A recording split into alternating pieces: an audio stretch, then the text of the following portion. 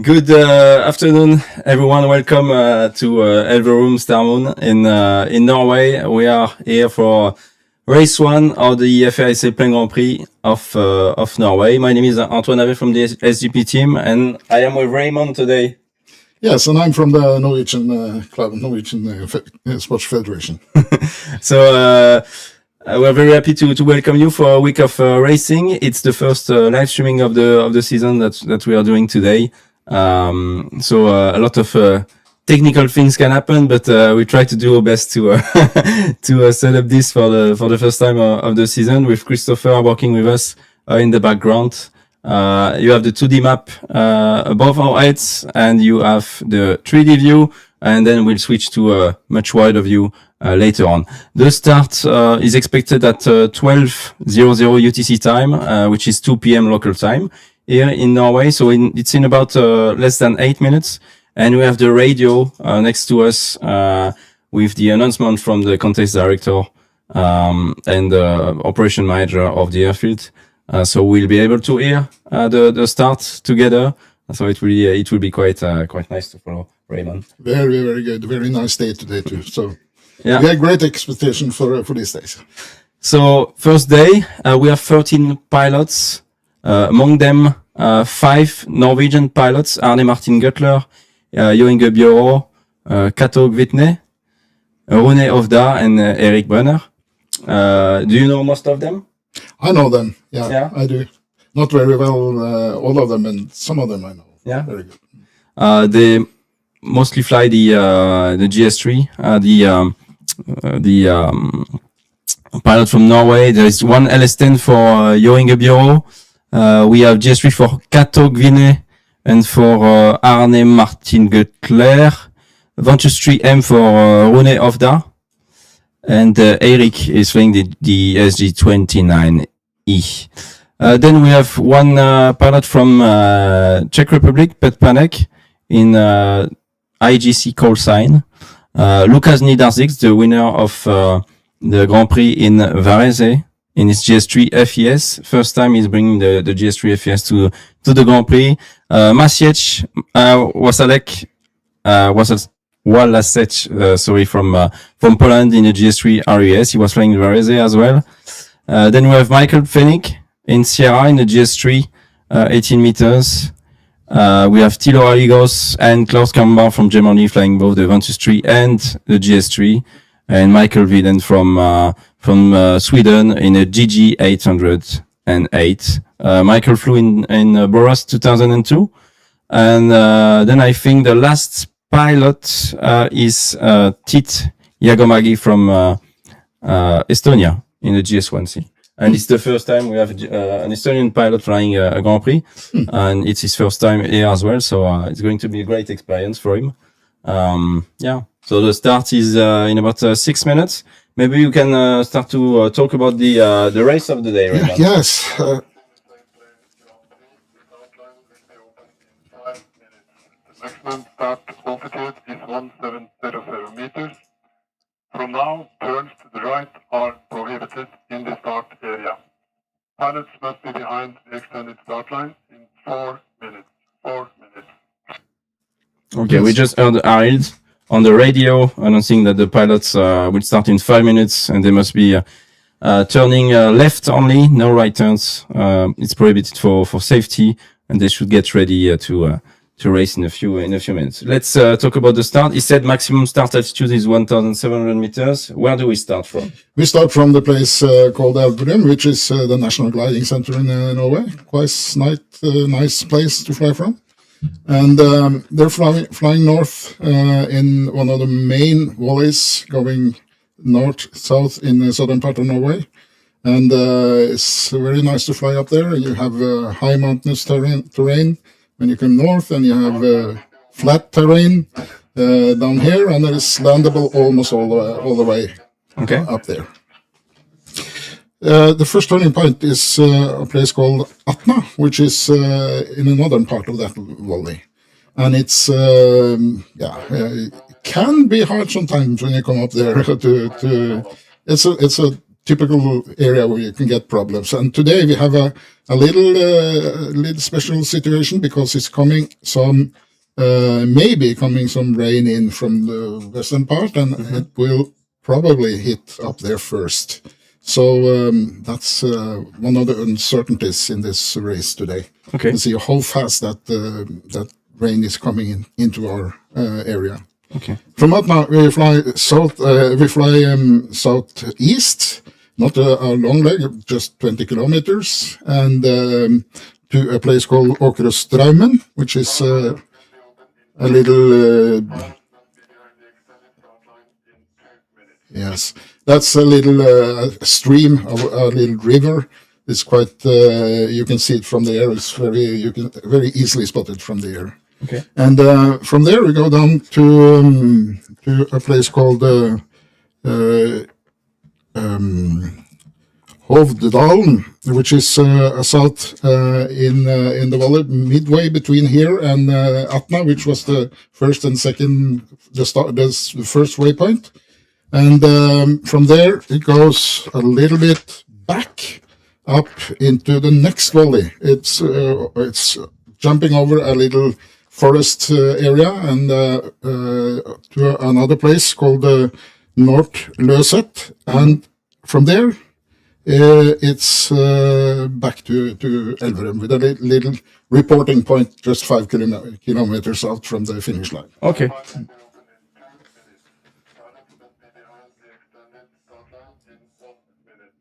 Okay, so the start line will open in 2 minutes in live. You can see obviously on the screen we have a small delay of about 1 minute and 20 to 30 seconds, so that the live is really stable for everyone to watch. But it seems to be all good. We'll follow it with Arild, and then we'll see what happens during the live for the start. So maximum altitude 1,700 meters. The view to the north is really amazing. A lot of cumulus clouds. Really good weather today. Up to 2,800 to the north, to the mountains. So really looking forward to it. There is a cold front coming tonight with some rain. It should be really raining at around 7 p.m. like heavy rain. So, but they should be finished before that. Race is 261 kilometers long. 1 minute before the start line opens. It's a regatta start if it's the first time you're joining us to watch the Sailplane Grand Prix. So regatta start, they all start at the same time, and you must start after the countdown. Otherwise, if you start just before the countdown, you can continue the race, but you get a lot of penalties from that. So it's better to start slightly after than just being 2 seconds early. This is just like starting a regatta with boats. Exactly. Yeah. Very similar to sailing starts. So you see as well on the screen. So we start from Starman, from the airfield. So the pilots will overfly our heads in a few seconds, and the finish is just at the entry of the airfield. So they are kind of very close on the 10, 9, 8, 7, 6, 5, 4, 3, 2, 1, go. And the race is on for the pilots. We have 1 minute and 30 seconds to wait now, and on the screen to comment on who is going to take the lead, which is going to be very exciting for us to follow, Raymond. Yeah. The delay is a little bit. It's tricky. Yeah? It's tricky. We don't know what's happening. Like things are happening and we still don't know. And it's the same for us and for you. Yeah. So it's pretty funny. By the way, so we have this great view on YouTube, Twitch, and so on. You can go on sgp.aero/live and you get both this view and the live tracking view. And on the live tracking view you can change your view yourself in 2D and in 3D. When we'll go to the 2D view, we'll show you there are a few buttons that you can click on with a lot of options, and then you will have the opportunity to do whatever you like on those to enjoy the experience of the Grand Prix. So the race will start in 15 seconds. with us. Let's do the countdown again together. 10, 9, 8, 7, 6, 5, 4, 3, 2, 1, go. The race is on in Elverum, Starman. Yeah. Was it Charlie Tango too early, or was it not? No, I think it was good. I think it was good. And so it's the first time we do the live in here. Probably the start line should have been slightly higher in in the visualization here.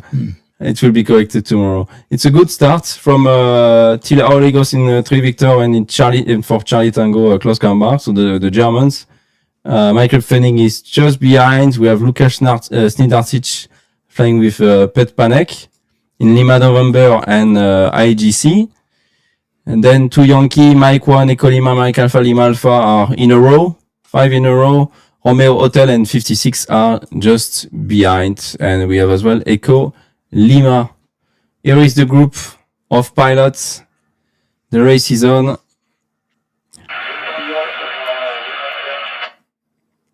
Are you able, Christopher, to set the altitude on the left-hand side by any chance, please? Perfect, thank you. And you can see 1,500 meters is the altitude, and we are going to turn point 1 at now, which is 106 kilometers away. The track is 335 degrees, so it's really going up to the north. What are the challenges to go to Atna for you, Raymond? The challenge? No, I don't know, but the highest energy route would probably to go into the hilly side to the eastern part of the valley and follow the hills up there, because of the sun is making it very hot on the side of the hills and making good lift up there. So I would probably, if I were flying, I would go for that for the first to see if that makes sense. Okay, and do they have any lakes to cross? Not yet. Not yet. No. So this is after turn point 2. There is like the big river going to the south, right? Yeah, that's a lake. Yes, but after turn point 1, there is no lakes. Okay, so that's more convenient. And what about the outlanding fields here going to Atna, or is it? I know there is a small military airfield that it's closed right now for the event, but yeah, that's just 30 kilometers north of here. It's a military airfield. Normally we can use that for outlanding, but just now they are doing some construction work, so it was closed, so we can't use it. But the airspace is open, so we can fly over. Okay. And the other, it's a lot of fields the whole way up in the valley. As long as you keep close to the valley, that's what you have to do. But with these gliders, you can be as far as you can. But it's a question if you get low, of course. That's then you have to. And if it westerly wind, then you might save yourself in doing some hang flying at the valley. But I doubt you can get home on that one. The pilots are all flying together so far, flying at a pretty good pace, around 150 kilometers ground speed. Sometimes reducing, slowing down to get some energy with the cumulus clouds, probably following a nice cloud street going to the north. Like the wind is good, well aligned, so it's probably very good conditions for them. And then they will accelerate again to higher speed. They are all together now, but we have Tilo Olegos who took another option. It seems to be more on the west side, so left of the other competitors. In SGP, it's you need to be very well placed at the end. It's very often difficult to escape from the group. So yeah, what would you do yourself, Raymond? Would you probably stay with the others, or do you like to fly yourself kind of on your own? I like to fly on my own, because, as you say, if you go with all the others, then you do like all the others do. So you get the same energy. If you want to excel, then you have to find more energy, and then you go go for yourself. But that's depends on the day, of course. Okay. What about the topography of the region? We can see some river lake. You can see the river. Trees. That's the main river. Okay. The river is called Glomma, which is the longest river in Norway. It goes far up in lot up in the mountains and go the whole way down to the southern part of Norway. Okay. It's a big river, and along the river, it's a lot of fields. You can see it on the map here, and each side of that valley is higher terrain. On the right-hand side, we saw it in the last picture. You could see it was coming to a little bit higher ground, and often there is good conditions just over that starting point of that higher ground. Okay. In summer, we often can see cumulonimbus coming just over that place. Because, So this is very the typical. This is a very typical, it is. We can have. I don't know if you can get back the view we had previous when we saw the terrain, or is that? Yeah, I think so. Yeah, you can see that on the left-hand side down there. You can see the valley, and then you see up here now they're approaching that little higher ground. Okay. And just over there, it's nice, and it's in this area. It's a lot of sand because the glaciers were pushing the sand in front of them during the ice age, and when the glacier pulled back, then the sand was left there. And the sand is very good. It takes a lot of energy and gives good lift. So you can see all the white stuff. That's not snow. That's actually vegetation, which is white. It's what do you call it? Moose or something like. It almost looks like snow, but it's not. It's vegetation. Okay. Very interesting. And maybe while the pilots are taking their first thermal air, so you can see the distance to the turn point on the top left, 89.7 kilometers to go to Atna for Tilau, and 93 to 96 for the rest of the pack. There, maybe we can talk a little bit about this place, Elverum. So it's the National Gliding Center of Norway. Maybe let's talk about the history and why this place has been chosen to be a national place, if you know that. Yeah, Simon? It's a wood fire. Okay. About 79, or I guess it was 79, 78 maybe. It was a very large wood fire here. It burned for days and days. So the whole area here was just completely burned down. Yeah. And then the local authorities, they were looking for what can we do with that area. So they started to develop it, and it's a sports area. It's a gliding site here. It's motorsport. It's golf. It's horse as well, yeah. Yeah, a lot of things around here. And it was about 1980, I guess. They started to make this area. It started with a asphalt runway, which we have also now. And then afterwards, it was it made a very big landing field, grass landing field. So in the 80s, 82, 3, 4, then there was steadily build up to a national gliding center. Okay. Before that, we didn't have any particular gliding center, but we flew a lot in the southern part of Norway, a place called Notodden. Okay. All the central courses were held there, and that's a place with a lot more terrain. It was you could have hang flying, you can fly thermals, you can fly fly waves. It was very, very nice to fly there. So there was a big discussion when we came up here, because this is in this area it's quite flat, and they say no, we can't fly waves here.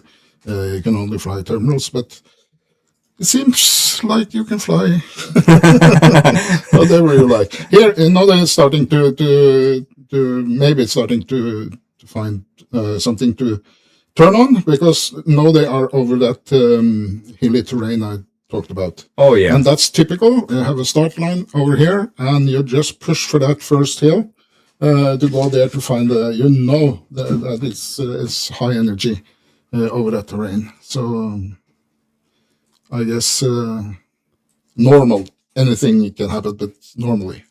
Okay. So Thilo has taken the lead now. He's climbing with more than 2 meters per second, and the others are entering a good climb as well behind. We are with Lima Alpha and Romeo Hotel. That's Rune Hofda and Eirik Brenner from Norway. Turning to the right, Thilo is turning to the left in the background here. And maybe we can see the others probably slightly behind. Okay, to the right, so to the east, right of the track, taking in the higher grounds. It's higher on the east than on the rest here. Yeah, because no, it's the middle. If you go far to east, then it's going to slow down again. So you're following the ridge basically along the valley side. What I will like to see, I think, this week is that so we have 5 competing Norwegian pilots who know quite well the region, I think, and they are kind of flying in the same area now. We only have Kato, who is flying with the foreign pilots, but the others, they stay on the west part. So it's interesting to see. Maybe with the local knowledge that they have, they probably can take advantage of the Germans and Polish guys. So it's interesting to see as well. Maybe today the weather is very different to what the local pilots know, and it might be sports.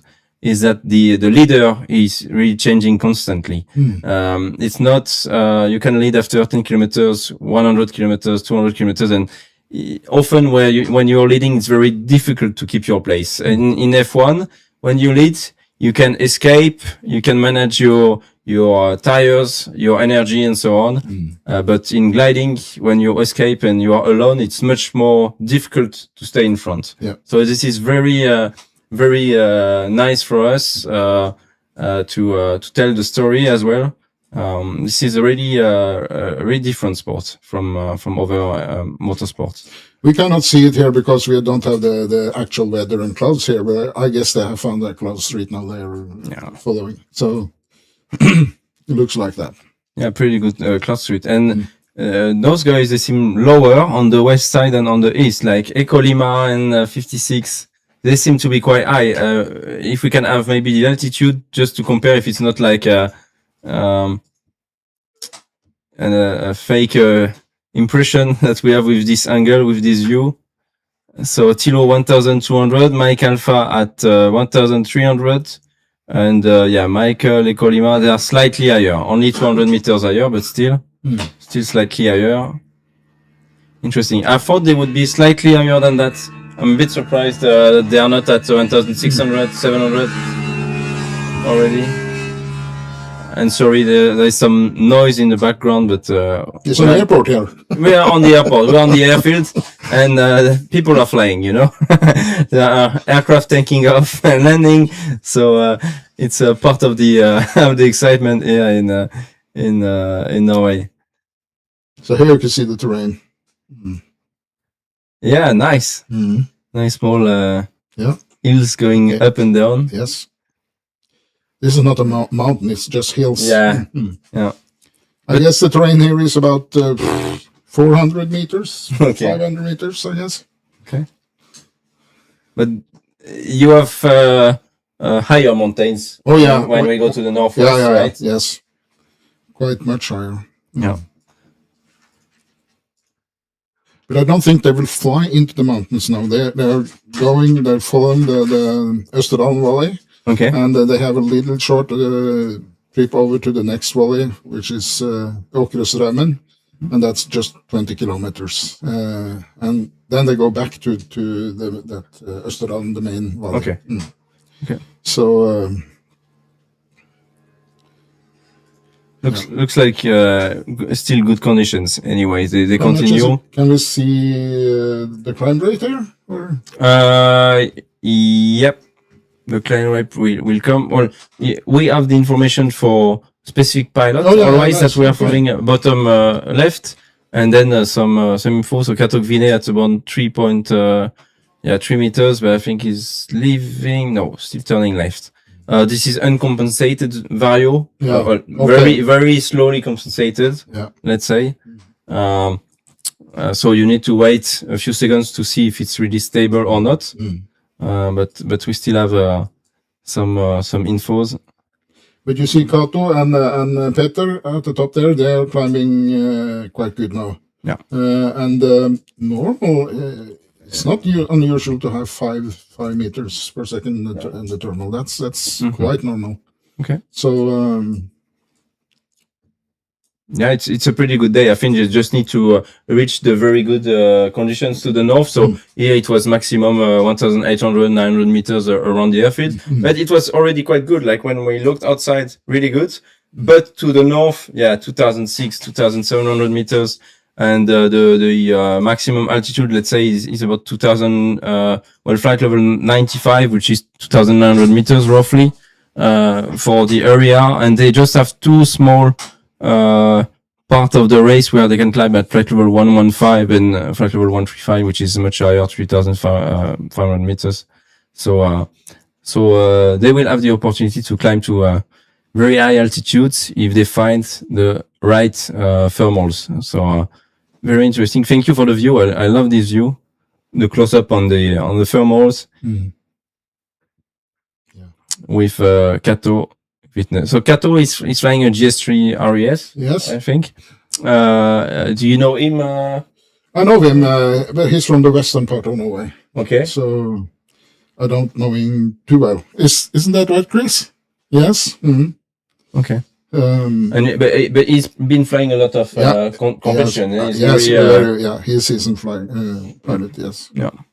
So absolutely. And maybe we can talk a little bit about the country and like as well the main cities where everything is in Norway. Yeah, we're in the southern part of Norway. Norway is quite long. The distance from Oslo to North Cape, which is a goal for many people. If you turn that around, you're in Rome. So it's quite. But this is the southern part of Norway, and we are about 100 kilometers, maybe at least 150 kilometers north of Oslo, the capital. And Atna, when they come up there, that's probably close to midway between Oslo and Trondheim, which is the third largest city in this country. Mm-hmm. So and this part of the country has normally very good weather because we are in the shadow of all the high mountains in the western part of Norway, and when we have westerly winds, it often rains in that part of the country, and it's clear and dry over here. And it's to fly in Norway compared to fly on the continent is the visibility. Yeah, it's almost unlimited visibility today. And that's very often the conditions here in Norway. And the cloud base normally from 1,500 to 2,500 meters. Normally around 2,000 meters. That's a normal day. Very, very rare that we have cloud base under 1,000 meters.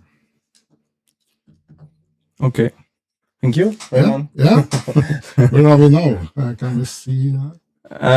Well, they are climbing, which is good. They start to find a very good thermals right now, so they are in a good position to accelerate afterwards. Yeah. It's like kind of almost like rising grounds because the ceiling is going higher and higher towards the the turn point one at now there in the background.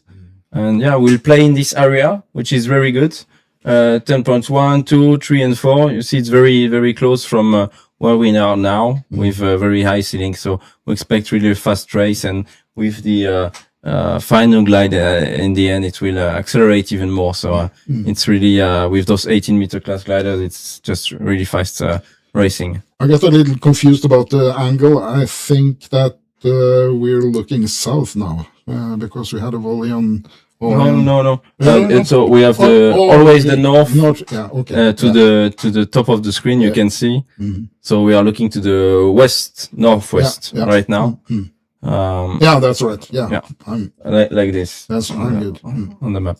Klaus Kambach, SGP winner on several occasions, competed to several world finals as well, and he will probably like to fly to Chile for the finals. So Klaus is flying 3 Sailplane Grand Prix this year. He's going to Vinon, to Bona. So Vinon in France, that's in late August and beginning of September, and we will be there doing live streaming, most probably in Vinon as well. And then Bona is in South Africa, and it will be the second week of November. The last, not the last event of the season. Then we will have Australia and then Chile.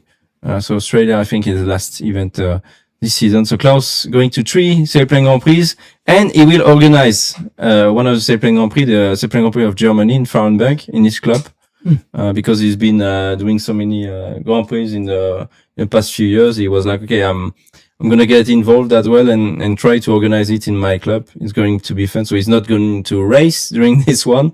He's going just to organize, but he's racing enough SGPs for the year. So that's enough for Klaus.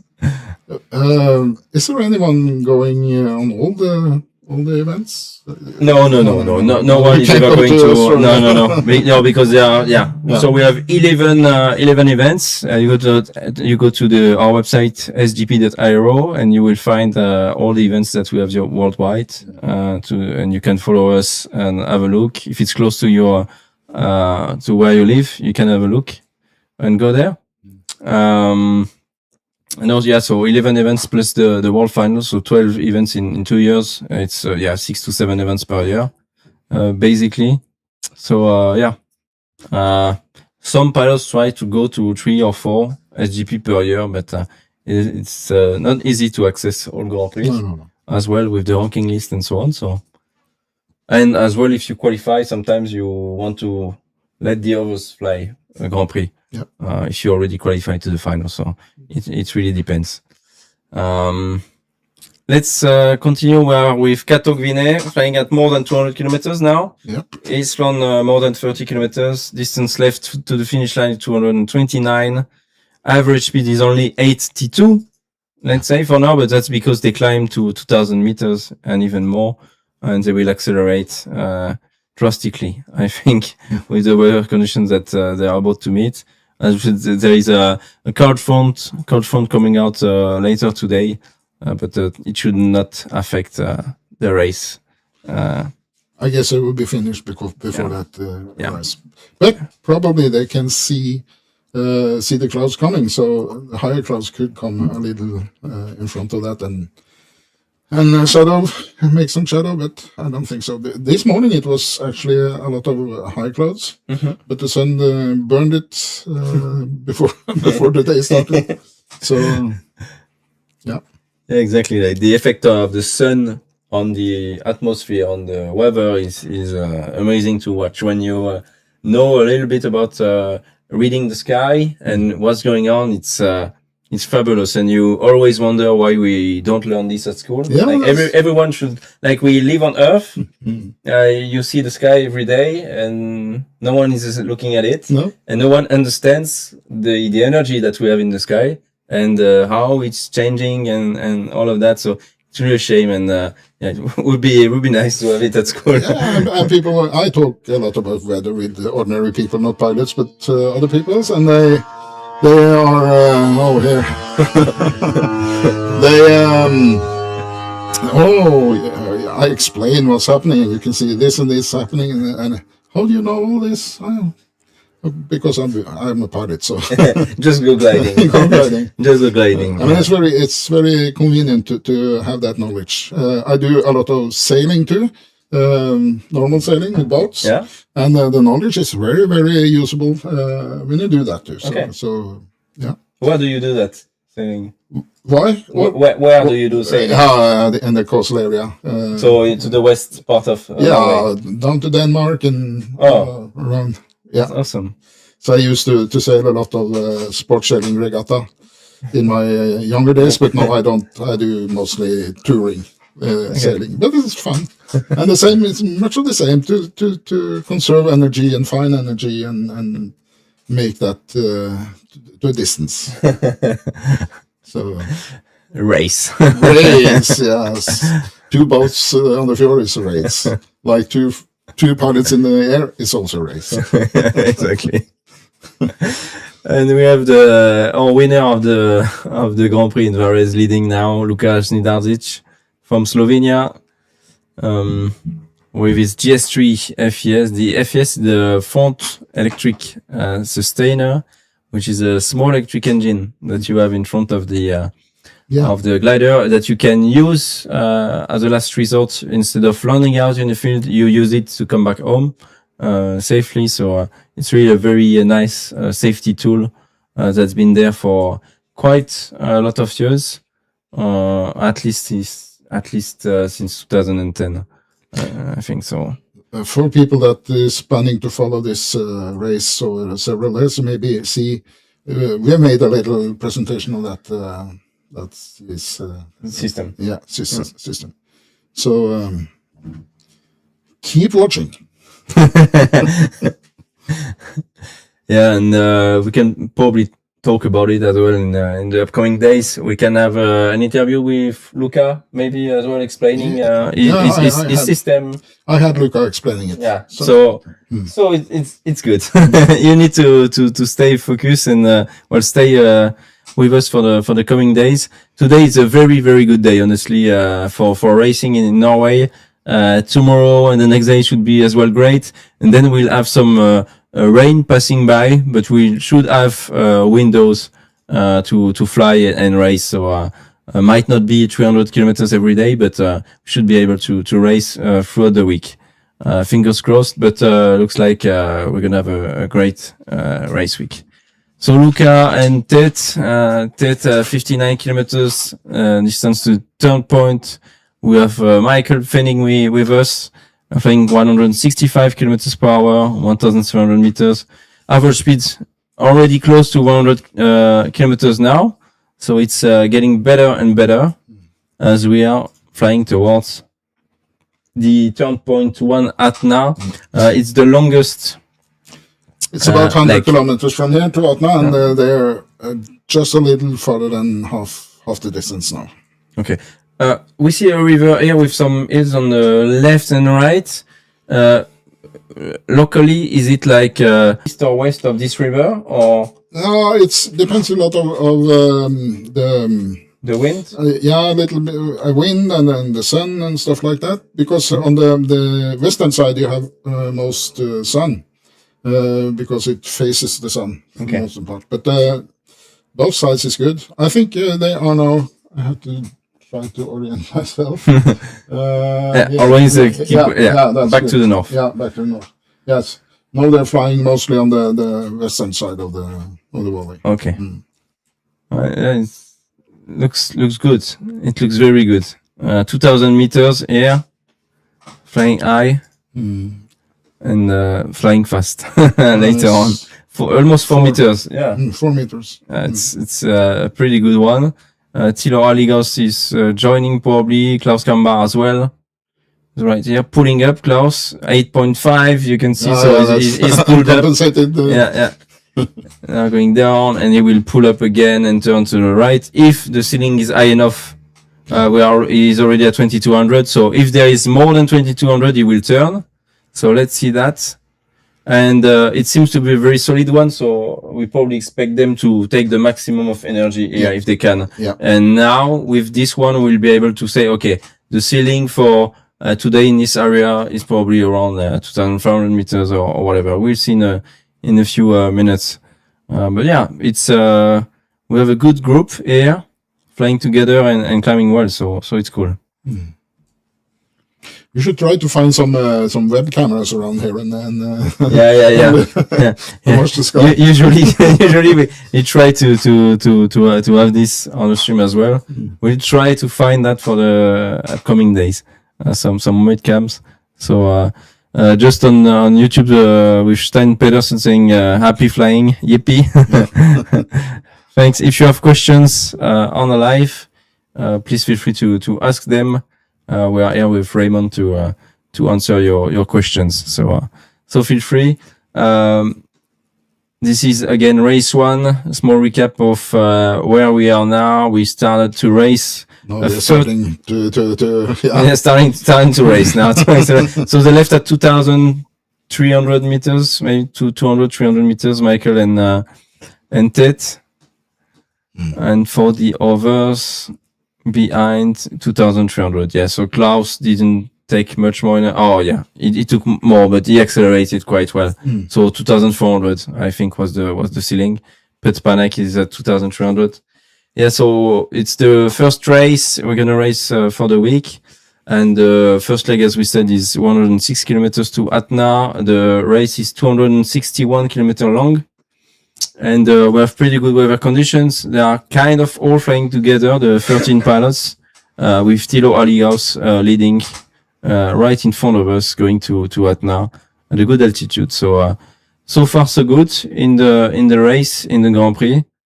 And we continue to Atna. I think they are probably finding a clogged street they're flying in. I guess so. Yeah, I think so. And do we have anyone who is like really falling behind? Maybe Christopher, if we can have, or we can go to the 2D view as well. Whatever. Either we can try to go on glide for the 2D view or back. I see Rune Ovda, so he's 72 kilometers away from the turn point, so like 20 kilometers behind Michael and Klaus, basically. So he needs to climb well and to catch up. You never know if the rain comes. No. He can be the only one making it at the end. That's always the thing with gliding. As we said, you can be the leader, but you can still not win at the end of the day because a lot of things can happen with the weather. So I think they're pretty safe today. Yeah. I guess so, yeah. A pretty good day. When you come up to Atna, there's a bit more mountainous up there. Okay. Yeah. Because north of Atna and northwest of Atna is coming to higher, very much higher ground. Okay. Up to 2,000 meters, a little farther north, but climbing. Okay. Do you know Rune? Yeah. Rune? Yeah. Mm. Where does he fly? He flies here? Yes. He's flying west. Yeah, west. Okay.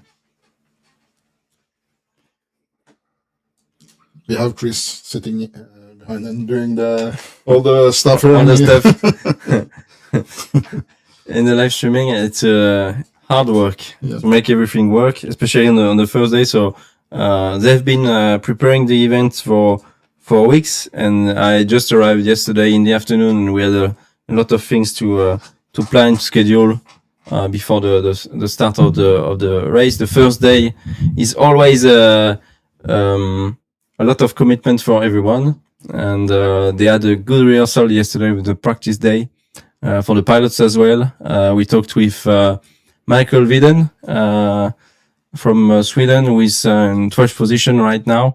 And Michael yesterday couldn't do the task. He just flew quickly around the airfield because when he rigged his glider, he had a small leak in his water ballast, so he had to manage and fix his glider. So that's why the pilots always come a few days in advance to test everything is working, that they are well prepared to fly.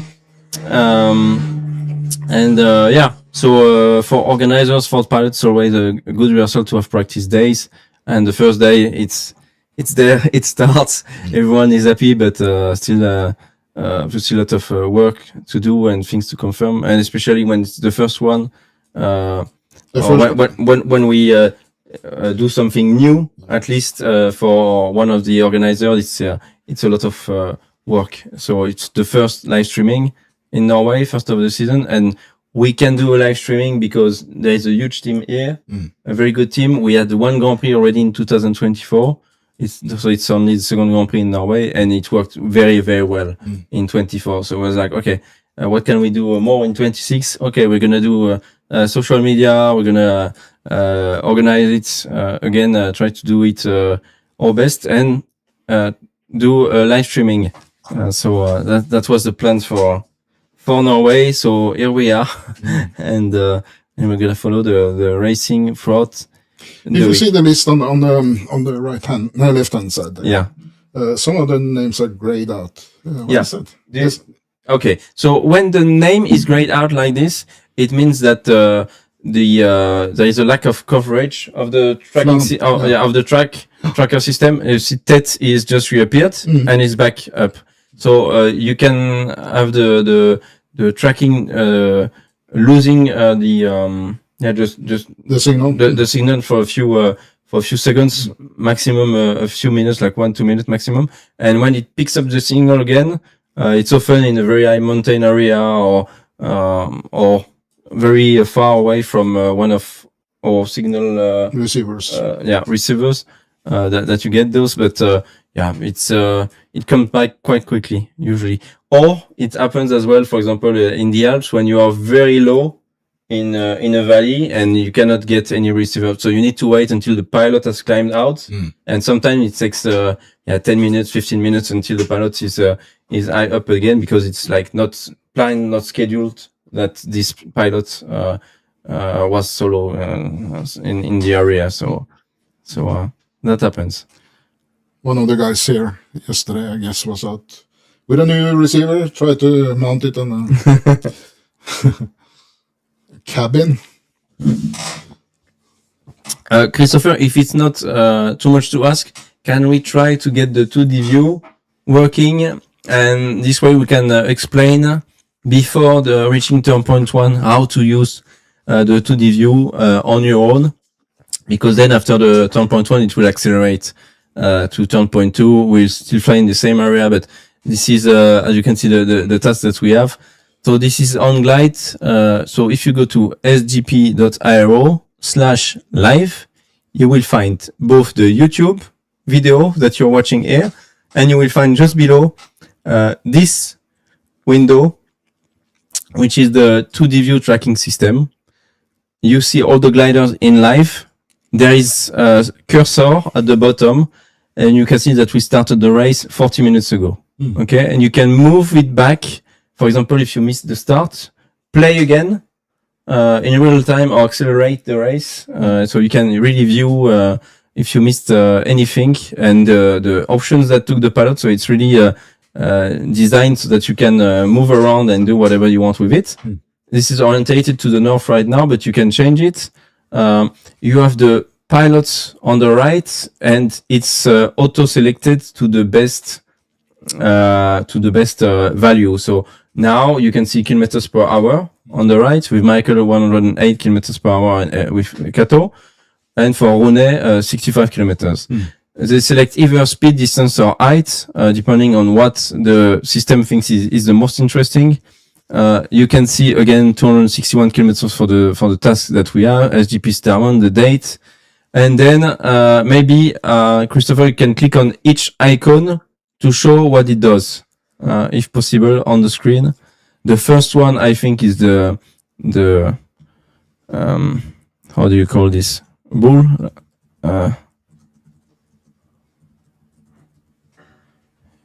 The measurement thing. Oh. If you see what I mean. Ruler? Yeah, ruler.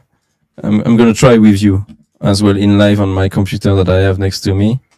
And you can just click on one point with the ruler and on another point, and then you get the distance. distance. Yeah, 8.9 kilometers for me, for example. Then the second one is a click to hide construction lines, if you have construction line. Then the third one is very interesting. It's displaying 2D view, or click to switch to 3D view. Can you do the 2D to 3D, Christopher? If you, I think if you double click on the, on your scene, well, on your input, you should be able, I think, to move it around in live. Try it out. If it doesn't work, it's okay. But if you're at home, try it out. You click on the map, and you will see a globe that will appear. So on the third option that you have, third icon, and it's very interesting. Like the 3D view works really well. You can see the cylinders, you can see the start, the finish with the proper height and so on. So it works really quite well. It's really lovely to use. And when you click on one of the pilots, you will see his track in rose. In pink? I'm speaking French. Awesome. And then you have the track the track towards turn point in green, and you will see the next turn point is in yellow, and you will see the cylinder and so on. So it's really nice to use in 3D. People don't really see the 3D view or click on the icons to find out. But do it. It's really nice in 3D. You can move around. Then you can change the map from satellite to road map easily if you want to see the relief, the mountains, the hills, and so on.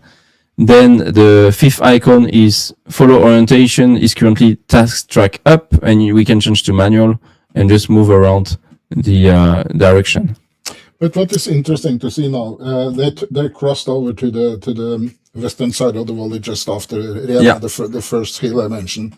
They crossed over to the other side of the river, and I've followed the west side for a long time now, and now the first one has crossed over to the eastern side again. Okay. But some I can see in your screen is a little easier because it looks like they are. Some of them has taken the eastern side. Charlie Tango, he's quite. He's into the mountains. Yeah, Charlie Tango is into the mountains. Right here. You can see it clearly. Pretty nice. And you will see some lakes. Yeah, it's good. I see it now. They are all on the western side. Yeah, because the valley is. Look at that! Wonderful, it's working. Yeah. So, well done, Christopher. First time moving it in live. So that's the 3D view that you can get from the tracking system. You can see you can move around. Really in all direction. You can click on any pilot and you will get his information just where we are, just behind me, basically the info. So it's really convenient if you want to focus on someone, if you have a friend flying in the contest, or if you have your favorite pilot here. So very convenient. You can come back, as I said, during the race if you missed something, and even if you miss completely the race, you can just go and at the end of the day analyze it. So it's pretty convenient. So this is the 2D, 3D tracking system that we have now from this series. What happens to Charlie Tango? I see. Oh, he's just I think flying around and enjoying the enjoying the mountains. Yeah, you see his wind blowing from southwest, maybe in this area, and he will try maybe to get a very good time. Maybe he saw like very good ceiling there, or a convergence line. Maybe. That can be a possibility. Or he wants to see the small lakes. Yeah, Raymond. It's nice view out there. Yeah, I think we also come here for tourism. So. That's true. No, it's really a really nice country. I really love the country, and the airfield is really nice. Honestly, it's I will wait for the aircraft to take off. I don't know. I don't know if you can hear it as loud as we can hear it, but it's very funny. Yeah. As I said, yeah, the place is really nice here in the middle of the woods because of the wood fire. A lot of sports activity on this well, close to the airfield, just around the airfield. So really nice. Lot of cabins in the woods. You can really feel the Norwegian atmosphere, Nordic countries atmosphere. So it's really pleasing and really nice to be here. Clear air, clear water. Every tap in Norway is drinkable. It's good. Life is good. Life is good. Life is good. We love Norway. We'll be back. Yeah, it's a nice place to go flying. You see that long lake over there? Yeah. That's in the northern. I have to have a look at my map here, but the next turning point is in the northern part of that. Yeah, you can see it and along that one, there's no place to land. Okay. Almost no place to land. And it's high mountain, not high mountain, but higher terrain at the east of it. Okay. And also higher terrain between the two valleys, but not high mountains. Okay. Easy glide over there. It's 20 kilometers from Atna to that turning point. Okay. So back on the 3D view, and Klaus Kambar is climbing in his area. You cannot see it now with the delay compared with the tracking. Good thing with the tracking, if you go watch the YouTube video and the tracking as well, is that tracking is in live, so you don't have the 1 minute 30 seconds delay that we have now with the 3D Salonwick system. Tilo Oligaus has taken the lead, 17 kilometers away from turn point 1, and then we go to turn point 2, which is Åkerströmmen. I got it. Yeah, that's right. 20 kilometers away to the east-southeast. Then we go to turn point 3 of the Dalen, 53 kilometers.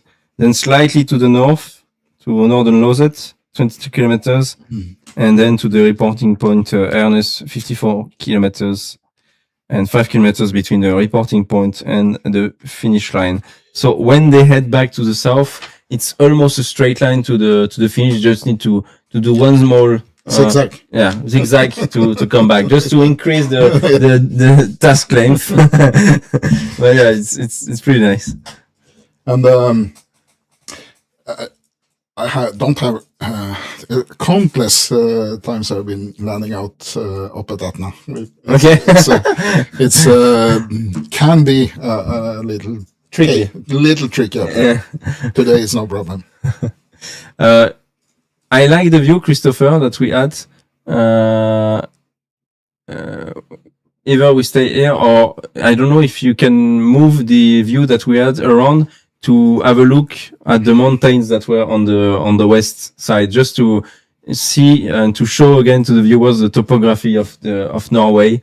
I think it was interesting to show that where are the high grounds, high mountains here compared to Elverum, because we're gonna be there for a week. And where are the flatlands and the hills? Yeah, it's basically west of the Österland Valley, and it climbs higher and higher.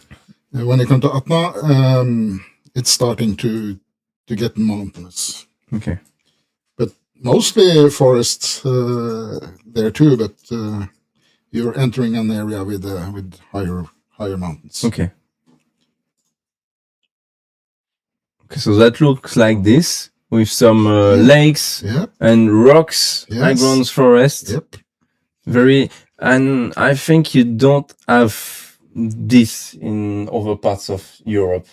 Like those type of mountains, very rocky, like this. It's Norway is a rock pile. Yeah. A bit like some parts of Canada, maybe. Yeah, maybe. I think that might be the closest thing to Norway. But in this part of Norway, the mountain is quite, what should you say, easy. They're not sharp edges or not very steep. When you come west, it's very, very different. It's it's very magnificent views over in the western part of Norway. Okay.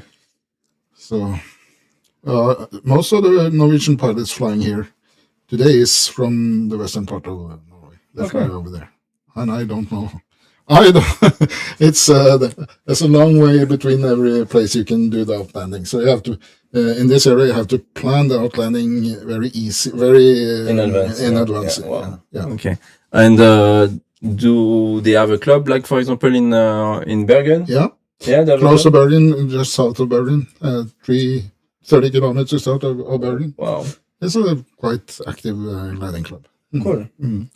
And also in the inland, a place called Voss Okay. is also a place where they fly a lot. And that Voss is also known for the Extreme Sports Week.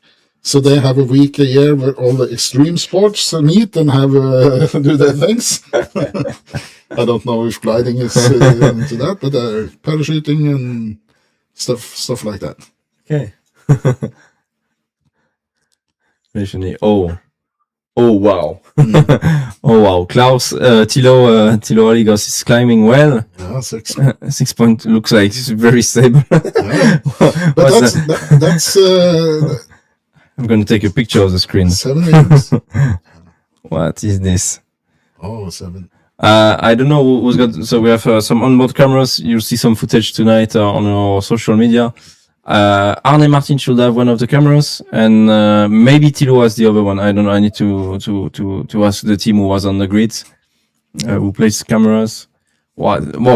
Wow, my God! This is the first time this season that we have such a big thermal like this. And Varese was not like this. Lasham, a lot of rain throughout the week, but they raced a lot in Lasham. It was great.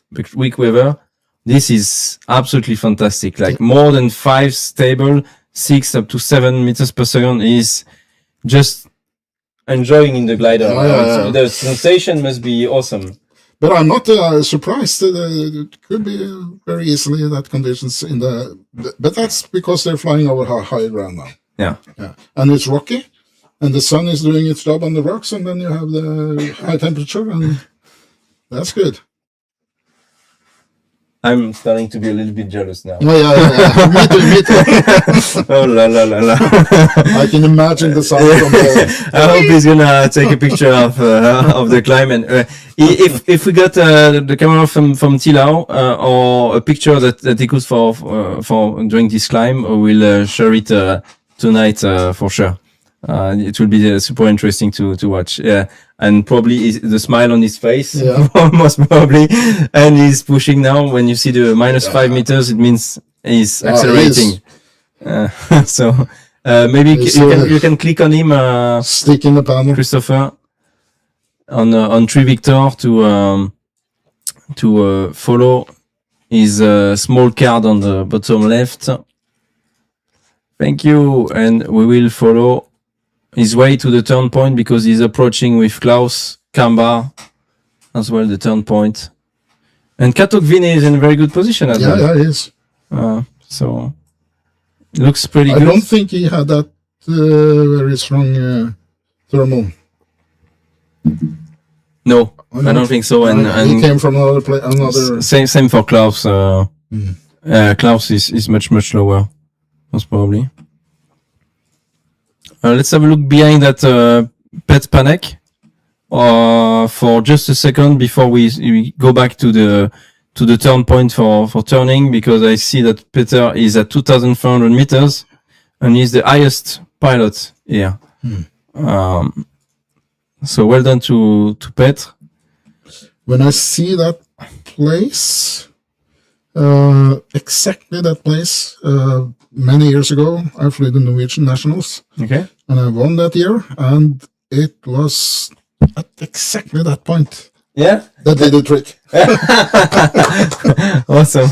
So, this is a spot, a special spot in Norway. Awesome. Let's go back to Tilau. Tilo. 2,500 meters almost, 100 kilometers flown, 110 kilometers per hour. We started 56 minutes ago, the race, and it's going to accelerate. If we are at 110 now, we can expect much more. Yeah. 130 maybe. Yeah. Maybe more. So But now they have to go eastward because the next turning point is Åkerstranden, which is 20 kilometers yeah. southeast. So they have to go on the eastern side of Yeah. of So the valley. no big thermals in between, probably. Yeah, it could be. Also, Could be. yeah. But the lake you saw there is it's very small. It's very long, but not so wide. Okay. So, but I don't think it will affect the weather Okay. too much. So Nice. 3 kilometers to go. 40 low. And then we'll have probably Ecolima very close behind. So nice. So nice. 3 kilometers, 2.5 kilometers to go. Ecolima is slightly below at 2,200 meters. Tilo around 2,400 meters. And here we are approaching turn point 1 at now after 106 kilometers after the start in Alverum Starmon 57 minutes ago. And Tilo is turning turn point 1. Well done, Tilo. At 2,442 meters. Oh, it's quite high. here can you see the landing fields in at Atna. Oh, nice. Yes. That looks nice. We have Ecolima Katokvitne from Norway just behind him at 2,200 meters, roughly. Kato is flying very well. Yeah. Mhm. Yeah, he's a good pilot. Mhm. He's a good pilot. Then after them, we should have Sierra, not far from Kato, joining the turn point. Michael is 4 kilometers away. He's being chased by India Golf Charlie, Pet Panek, and Maciej Walasek from Poland in Mike 1. Lima November not far from them, 9.3 kilometers away from the turn point. Well done. Michael 3 kilometers away now.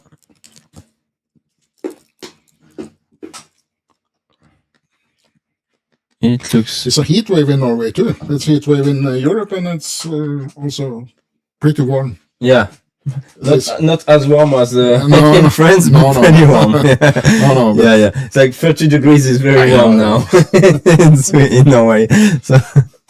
So we have to drink some. Yeah, we have to drink. We definitely have to drink. Michael flying in Sierra from Germany, coming in, and Michael is flying a GS3 Tango Juliet from in 18 meter. 2,300. Yeah, not bad, huh? Not bad. Yeah, you can see the mountains in the background that are slightly higher, Yeah. getting higher and higher to the northwest. And you see the north in the north. Yeah. Northwest, the mountain is climbing higher and Yeah. higher. Yeah, with more steep ridges, as you said. Yeah. Yeah. And there, to go there and outland seems very difficult, right? Because I see like all the Landing field. shallow ridges, you said. So only in the valleys you have some stuff. Yeah. It's in the valleys. And you see shallow ridges. It's about, I guess it's about 400, 500, 600 meters. Okay. So it's, so not that, it's quite high, but not mountains. Not mountains yet. Okay. Maciej Walasek. Let's go back to Tilao and Ecolima, who are racing towards the turn point 2 already, because there's a very short leg to go to turn point 2, only 20 kilometers. So we will have a look at that.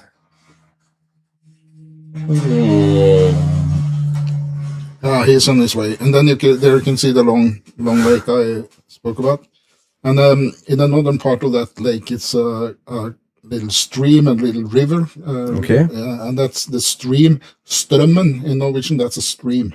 Little river, and that is one of the most popular fishing places in Really? yeah. So a lot of fishing tourists go there and fish in that stream. So And what can you fish there? trout and mostly trout. Okay. And for the salmons in Norway, it's more Yeah. to the west. To Yeah, on the but coast, huh? it's not salmon in the inland like this. It's a river.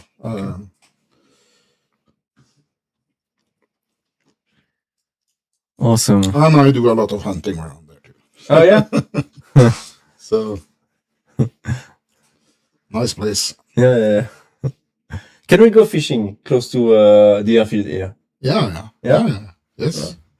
30 kilometers. You have one of the best rivers. Not this one. It's a further away than 30 kilometers, but it's 30 kilometers up at Trena. And, it's very good fishing. Okay. Awesome. And we have Masiec very close to the turn point 1.5 kilometers away. At 1,800 meters, so lower than Tilau and Ecolima. Slightly lower. And you can see in the background we are looking towards the southeast now. So you can see turn point 4. You can see the turn point 5, which is the reporting point, and the finish line, obviously as well. Masiec Malasek.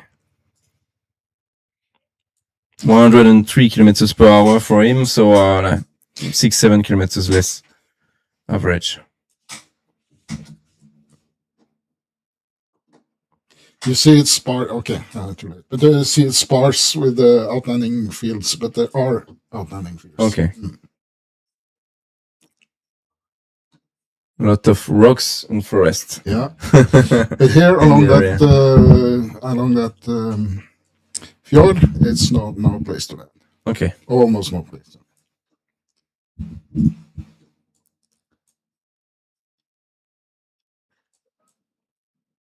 Ecolima 3 Victor.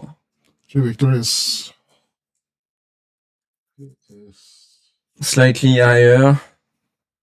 195 kilometers per hour. Maybe we can have a quick look on 3 Victor. Thank you very much, Christopher. And he's just a few meters away now. 125 kilometers flown. Oh. And we have the great turn point here. Well done, Thilo. Reaching turn point 2 in first position. And now we're going to turn point 3 of the Dalen. 53 kilometers away. And the track is to the south, 182 degrees. yes. So you make a sharp turn and go back. Yeah. You don't fly straight over the river? Yeah, That's not your plan? Yeah, he did. Yeah, he did. So I guess he will try to get into the high ground over there. On this side. Yeah. Because I guess with the wind blowing like this is affecting too much this area, the area on the east side of the track, so left of the screen. I guess so. So it'll need a few landing spots north in this place, but farther south is nothing. Okay.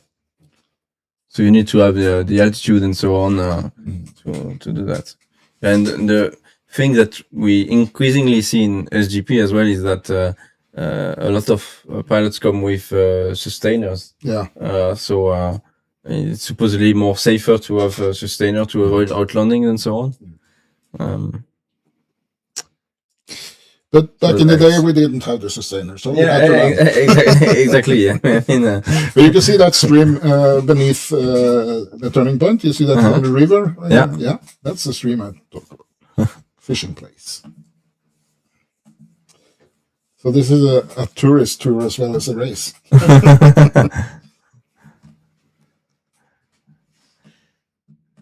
So Kato has turned the turn point 2 as well.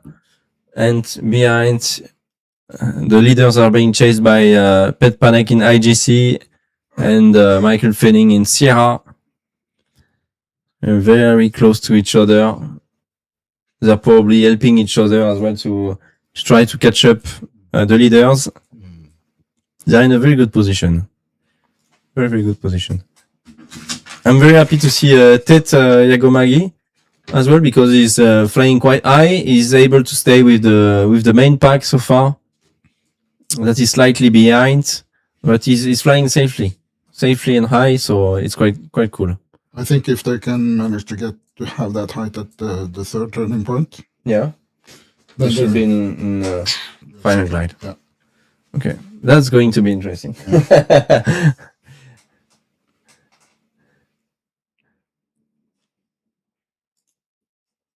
And we'll have to follow the arrival instead of watching. Maybe we'll be able to because we have a window top right where we are and we have a view on the runway. It's not a very big window, but we have a view on what can happen.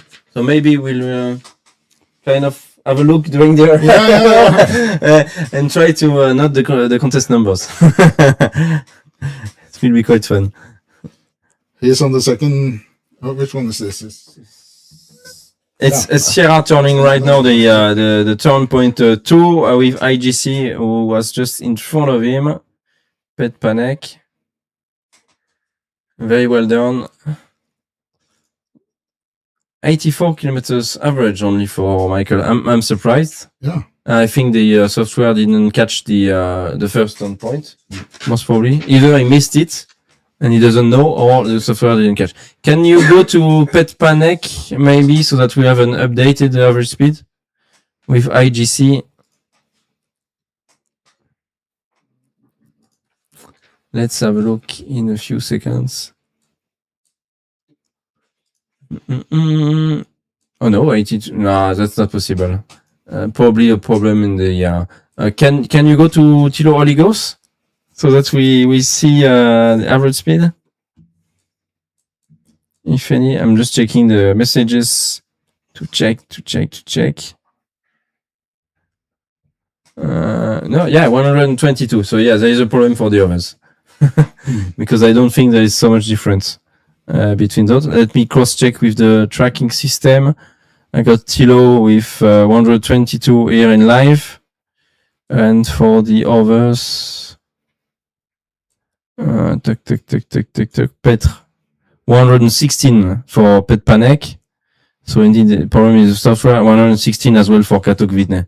So just for them two, there is a problem. At least for them two. So we'll check that tonight. But the pilots continue to fly well to go towards turn point 3. We said. And the main pack is joining turn point 2. Åkerströmmen. Åkerströmmen, that's right. Yeah. At around 2,000 meters, slightly below. We have IGC Sierra 56 joining. You see 56 he's in very good position, Tet. Yeah. Yeah, he's flying well. He's behind, but he's slowly catching up. Tilo is wasting time just now. Yeah. He should continue and go ahead. There should be more good climbs in front of him. Who is behind? Otherwise, I see Lima November and Mike 1, so Slovenian and Polish pilots trying to climb in between turn point 1 and turn point 2. Now, this on the screen is the outsiders of the day following Tilo, 3 Victor, 56. So Tet is really well placed, the Estonian pilot. Really in the leading pack with Ecolima, Sierra, IGC. Well placed. And this group can still catch up Tilo. I mean, if he misses 1 or 2 climbs, just in front going to turn point 3, they will catch him up and everything will be in balance again. And for the win of the day. Let's see. Where is Arne Martin Gutler? The local. One of the local. Yeah. He's far behind. He's far behind. Michael Farr. So he has turned turn point 1 a few minutes ago. He's at 2,100 meters. Arne Martin. Can see his face as well on the left. Because I know there's been a lot of work in the background to add the faces on the pilots with Christopher and the SGP team who is working remotely. So we are 3 in the room. with Christopher and Raymond, but there are other people working. We have 3 other people on the media working for the social media in live and to do the interviews on the ground, to welcome the pilots on the airfield who are working downstairs. And we have obviously people from the SGP team, Sébastien, Andrel, working on tracking. Mel as well is working at the moment, so at least 3 plus Alexander for the scoring, so 4 more working just to make this happen today for you. And of course, so that's just for the media part, and then for the pure organization, it's led by Arild and Steiner downstairs. They stay in the control tower the full day in case anything happen, or the airspace is closing for any reason. So Oslo Gardermoen, the main international airport of Oslo, can ask, depending on the weather conditions or for any reason, to close the airspace to all airports. And in that case, if this happens during the week, the race is immediately cancelled and the pilots go back home, because we are 100 kilometers north of Oslo Gardermoen. That should not happen, but there is a protocol just in case. And as well, in case of any military exercise, they need to leave the airspace to let the military do what they need to do. But it's midsummer, so they have holiday. Yeah, usually it works well. So we talked about it at the start of the race. There is a military airfield north of Starman for 30 kilometers, and the event has been organized this specific week now because the airfield and the military is closed right now. So this is very convenient for us and for the club to organize it right now. Yeah. Kato at almost 2,000 meters, pulling, pushing. Now he's crossing over that high hill area that they started in. Okay. And they have to go across the valley, Østerdalen Valley, and then back into the long fjord you can see. So they are in both end of that fjord was a turning point. Sierra 1,800 meters, and they are all going towards Tilo with climbing. Tilo only goes at more than 2,000 meters and climbing pretty well. Is it turning? No, It's turning right. Yeah. In 3 Victor, Tilo. Yeah. 4 meters per second. And I think they all have flight computers with FLARM information. FLARM is a design, not design, a tool that is made to avoid media collisions, but it catches, you can get the signals into your flight computer and you get some data, including altitude and climb ratio, just like we have right now. And so the pilots, they know, okay, there is someone in front of me that is climbing quite well. So let's try to to join him and climb. And when you look at the amplitude, the height difference between one ribbon and the other ribbon of 3 Victor, you see that he's climbing very well, very well. Yeah, 2,300 meters almost now. So.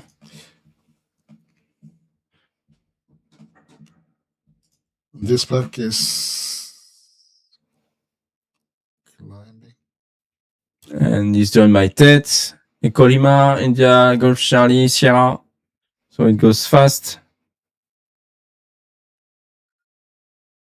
Hmm.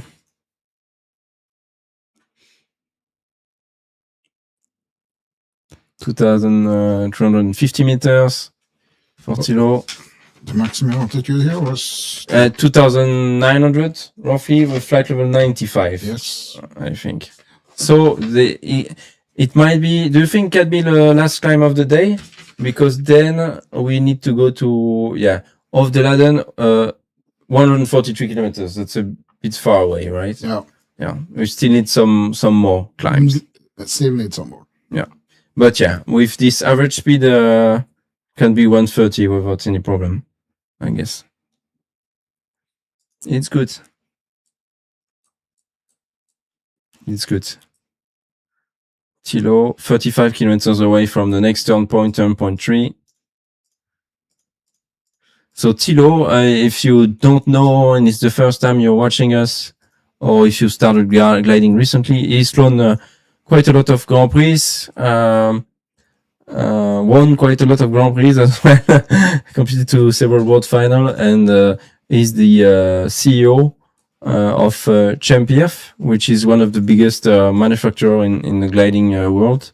So a German manufacturer, obviously. And his father was a legend. Exactly. Yes. So yeah, he comes from a big gliding family, and they all continue to fly.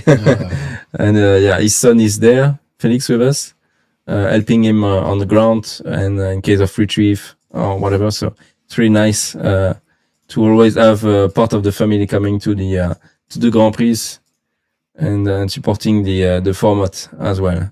He was in Lasham just 10-15 days ago, flying the Grand Prix of Great Britain, and he ended up on the 3rd place. That's not enough to qualify to the Grand Prix in Chile, but he's on the reserve list. If someone cannot go, he will be called up first if it's one of the guys from Great Britain who can go. So he still needs to qualify, so he can qualify this week through this event. So he's sure to go to Chile if he does that. So he has a good start now, I guess. yeah.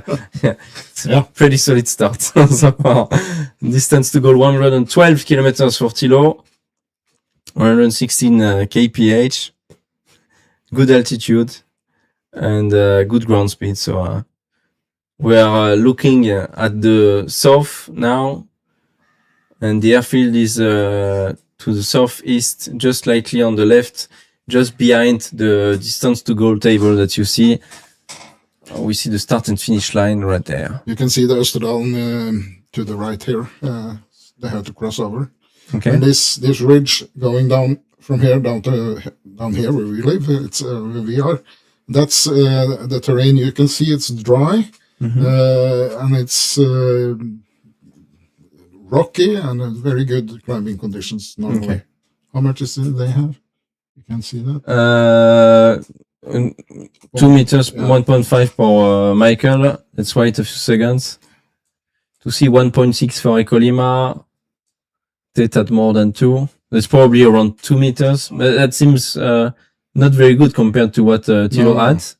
So maybe they're just next to it, or it has decreased in intensity. It's possible as well. Yeah, and then maybe another weaker. Yeah.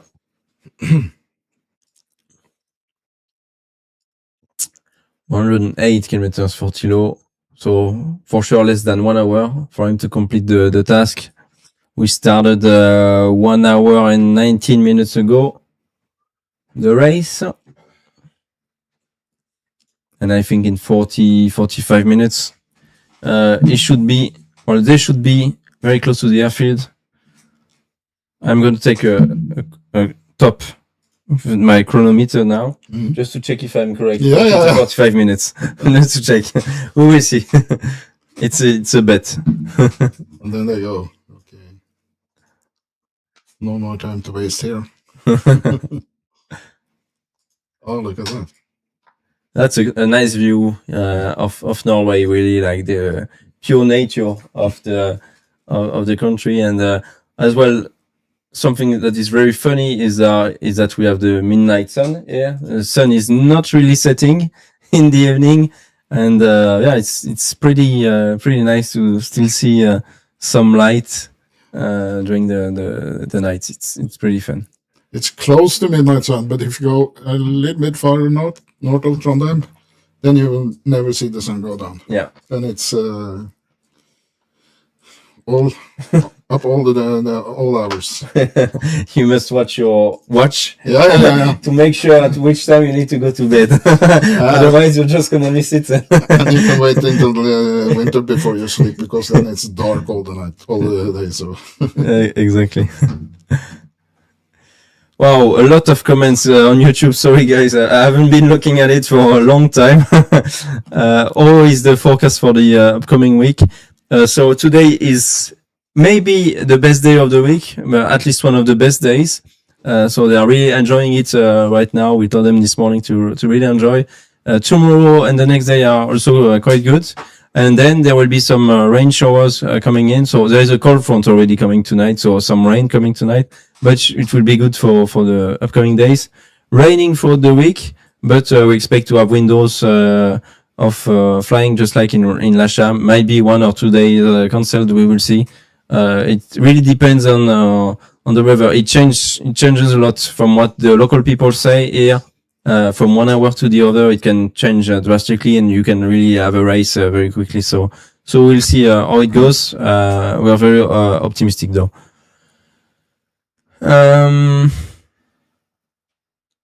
Yeah, a lot of comments when we were doing the demonstration of the tracking system with 2D, 3D view. In 3D view, hold right button and move mouse to rotate the view.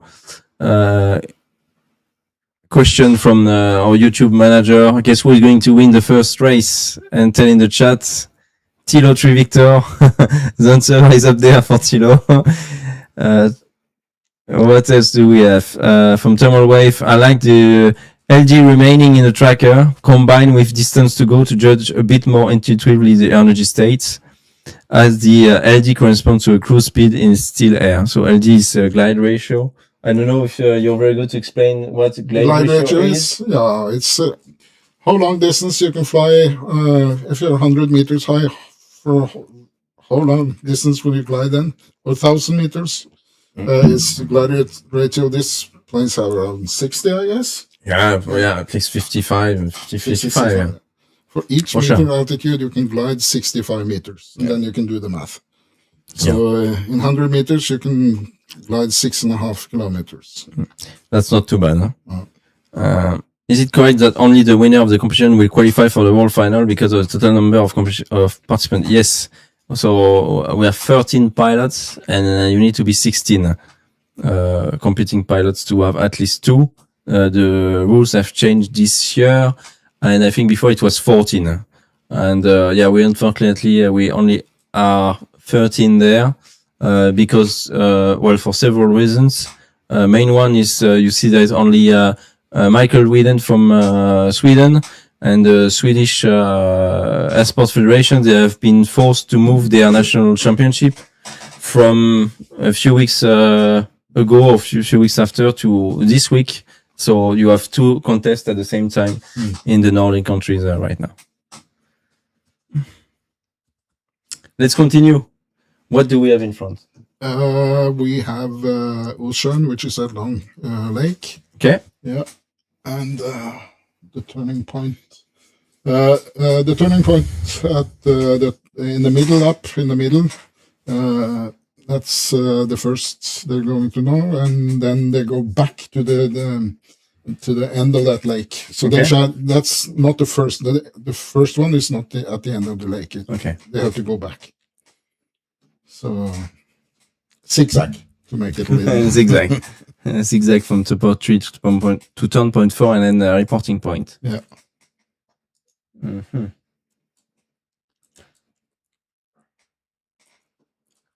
Let's have a look at 3 Victor, maybe 100 kilometers to go.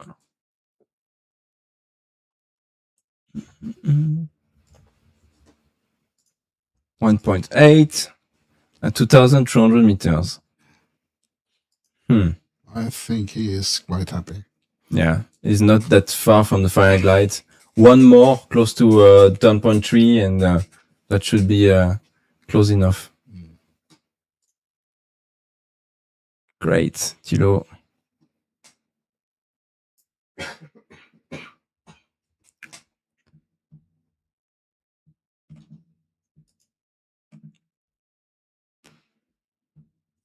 They don't have the same climb rate that they had up at Atma. No. 6 meters. No, it's not like the one that Thilo had.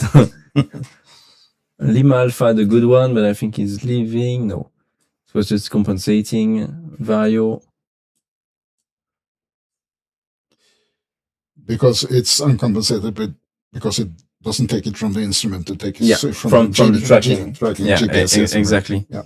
that's why. But yeah, that's one of the plans, to be able to extract it from the computer, and then send it to a live tracking system with modules that is able to send data on the ground that is more more capable of giving more data. I mean, but I mean, they had 5, 6, 7 meters for an extended period, so that was close to the real thing. Yeah.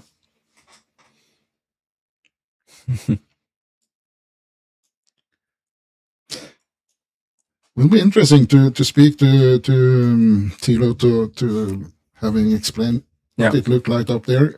I guess he was under a big cloud. Yeah, I guess so.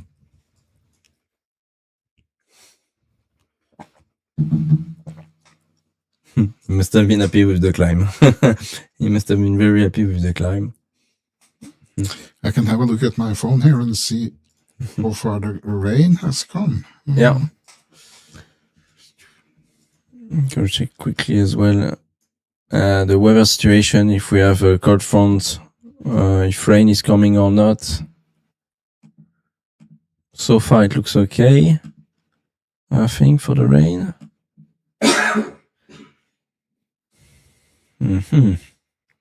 Gonna go on windy as well. Let's have a look.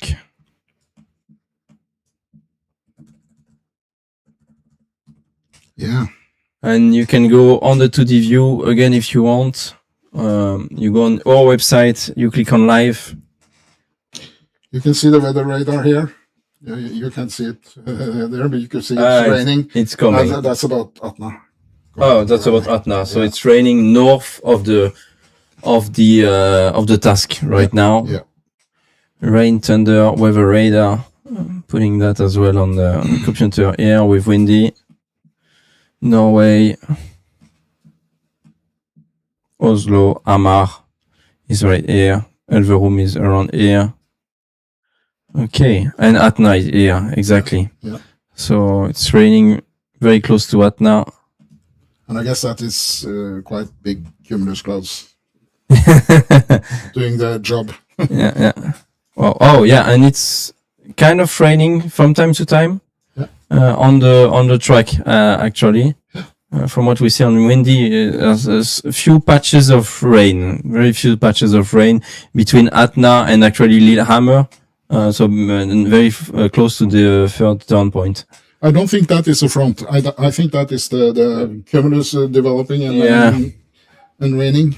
Just raining, yeah, exactly. From the development. We can see clearly the wind coming from the southwest as well. We'll try to see if we can get those windy views somewhere tomorrow on the tracking. Would be interesting to show the weather there in Norway. Is there any plans to try to get a link to show? To show camera from the. Yeah. Oh, yeah. We actually plan to have the live onboard cameras working for the live streaming here, but it's been delayed for several reasons, and the main one was because of the very small computer that we planned the system to work on was out of stock because of the AI bubble. And the microchip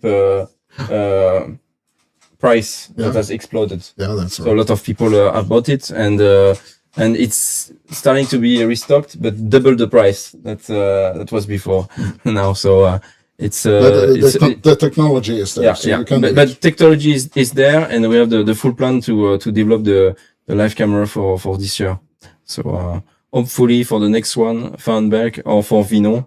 It should be there, and we should have 1 or 2 systems running with the live streaming. So, looking forward to this.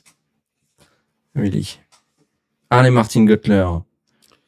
Good ground speed. Where are we now? Facing south. Yes. Towards turn point 3, and the finish is in front of us as well. 1,700 meters. But you can't go from waypoint 3 to the finish. You have to go back. Yeah, you have to go back. Yeah, it seems to be a difficult moment, I think, for the pilots. Yeah. We are kind of in a low right now in the race, so they are more struggling, even though I think weather is good. Probably some rain, as you said, here and there.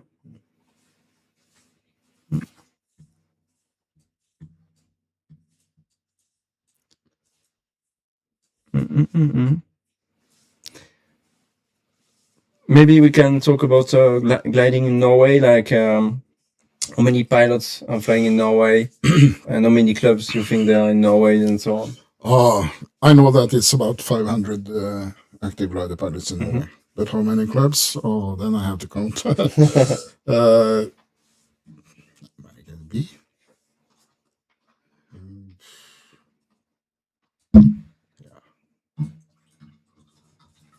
between 10, maybe 10. 10 and 15. Yeah, maybe. Yeah.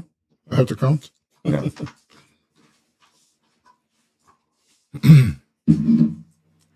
What do you think is the best place in Norway to do gliding? Yeah. This is a very good place to do gliding because it's so convenient. You have all the facilities you need, and it's a nice place to fly. Yeah. And, but I mentioned the place Notodden that we flew earlier. You can fly there still, but that's a more terrain is more variation, and so you had much more options. Okay. Flying there. So, and it's here it's a little bit boring because it's so flat. Yeah. Around Elverum is quite flat. But when you're flying north, then you have the mountains we just have seen. Okay. So, but if you're used to fly on the France or Germany, in the northern part of the Germany and France, then maybe you're used to the flat terrain. But we don't have the mountains like they have in the Alps, because they are a big ridge with sharp edges and steep hills, and that's not the case here in this part of Norway. Okay. Oh, we are turning.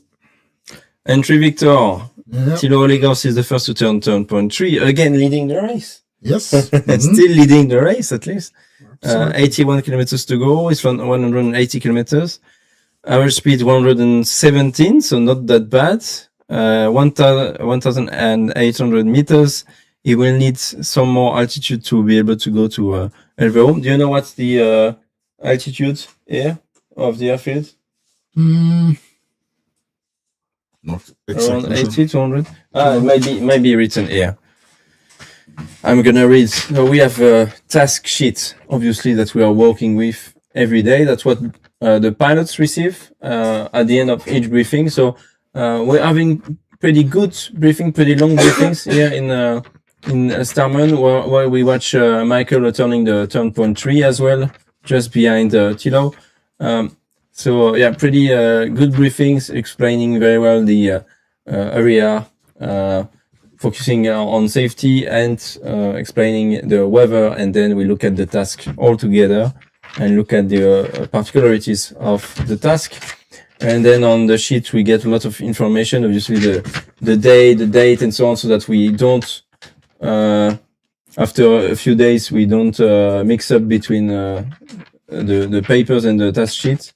Then you have the start time that is expected, start altitude, finish altitude, QNH setting, distance, start speed, maximum start speed. And then you have a big description with the map and the turn points, the name of the turn points, the track between each turn point with the length of each leg, and all of this leading to the finish line. And then we have a lot of information about airspace, which is very important at the very bottom right here. And this is to explain which airspace are open or closed for the day. It can change every day, and the pilots must comply with those airspace limits. So maximum altitude, for example, was flight room 95 today. So those are all written on the task sheet, and when we have questions, we just have a look at those.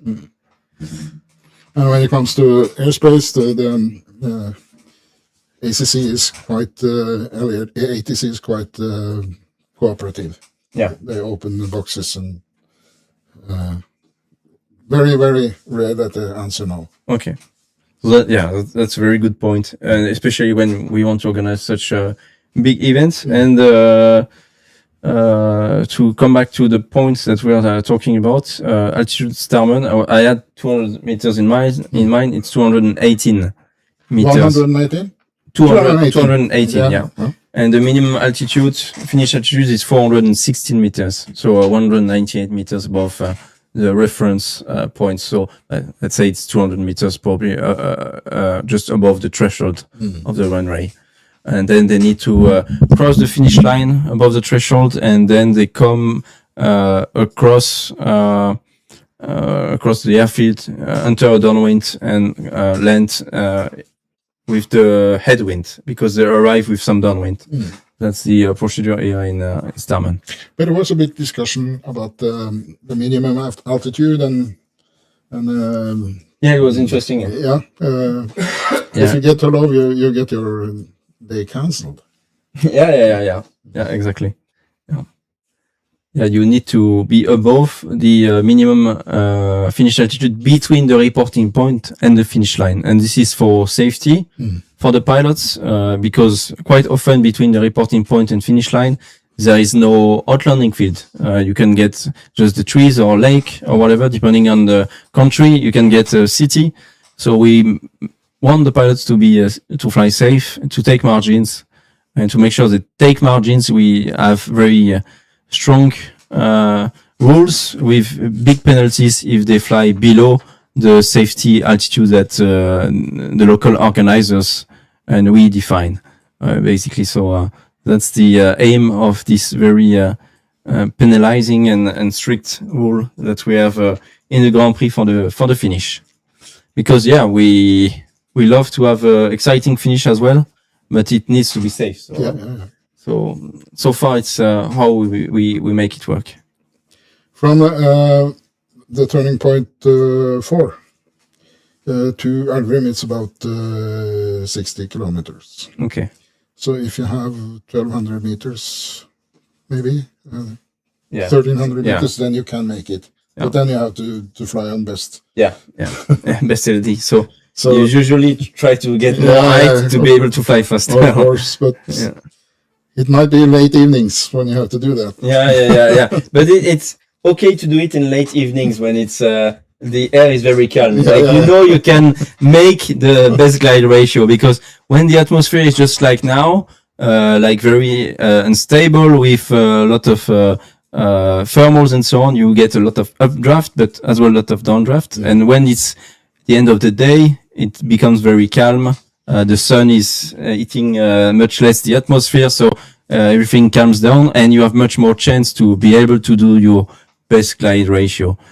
But during the day, you can increase that best glide if you follow what we call the best energy line. So if you have a great cloud street with some nice clouds, you follow that, and you should be able to fly better than just your maximum LD glide ratio. It's a question of energy. Gaining energy, saving energy. And as well, just like Thilo now, when you find a thermal, even if you are on final glide, if you find a thermal that looks very, very good, much better than what you had before, you can increase your speed potential to the finish by just stopping, doing 2 or 3 more turns in a very powerful thermal, and then continue. But instead of doing the last 15 kilometers at 140 or 150 kilometers per hour, you do it at 200, 220 kilometers per hour. So you fly very fast, and you should be able to increase your speed to the finish line.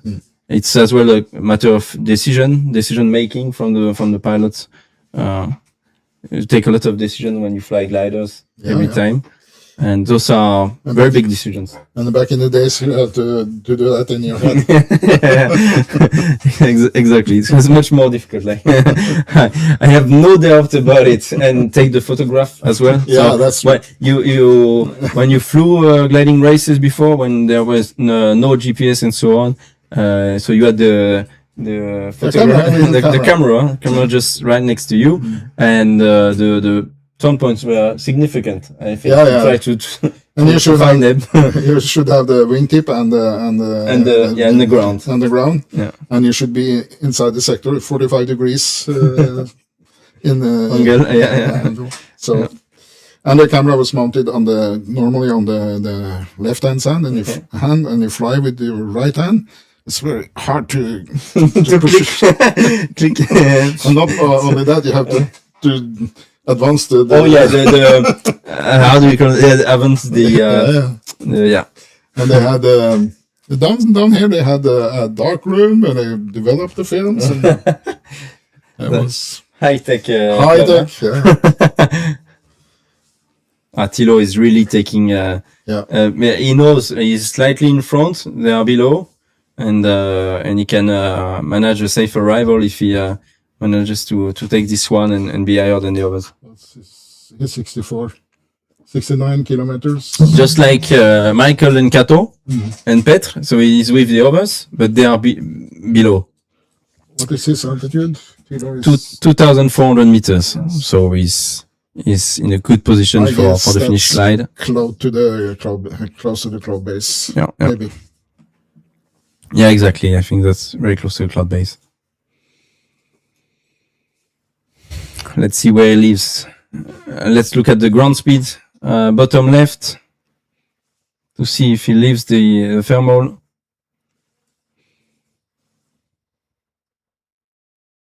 I think so.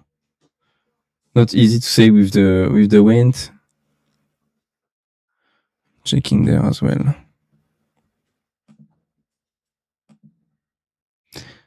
So it's very funny because Mike 1 is there, but he needs to go to turn point 3 before going to turn point 4. He's meeting the group that is going to turn point 4 that has already turned turn point 3. That's a bit demotivating. Yeah, that's demotivating, but at least he's getting some help to find a good thermal. Yeah, that's so yeah, it's demotivating for sure.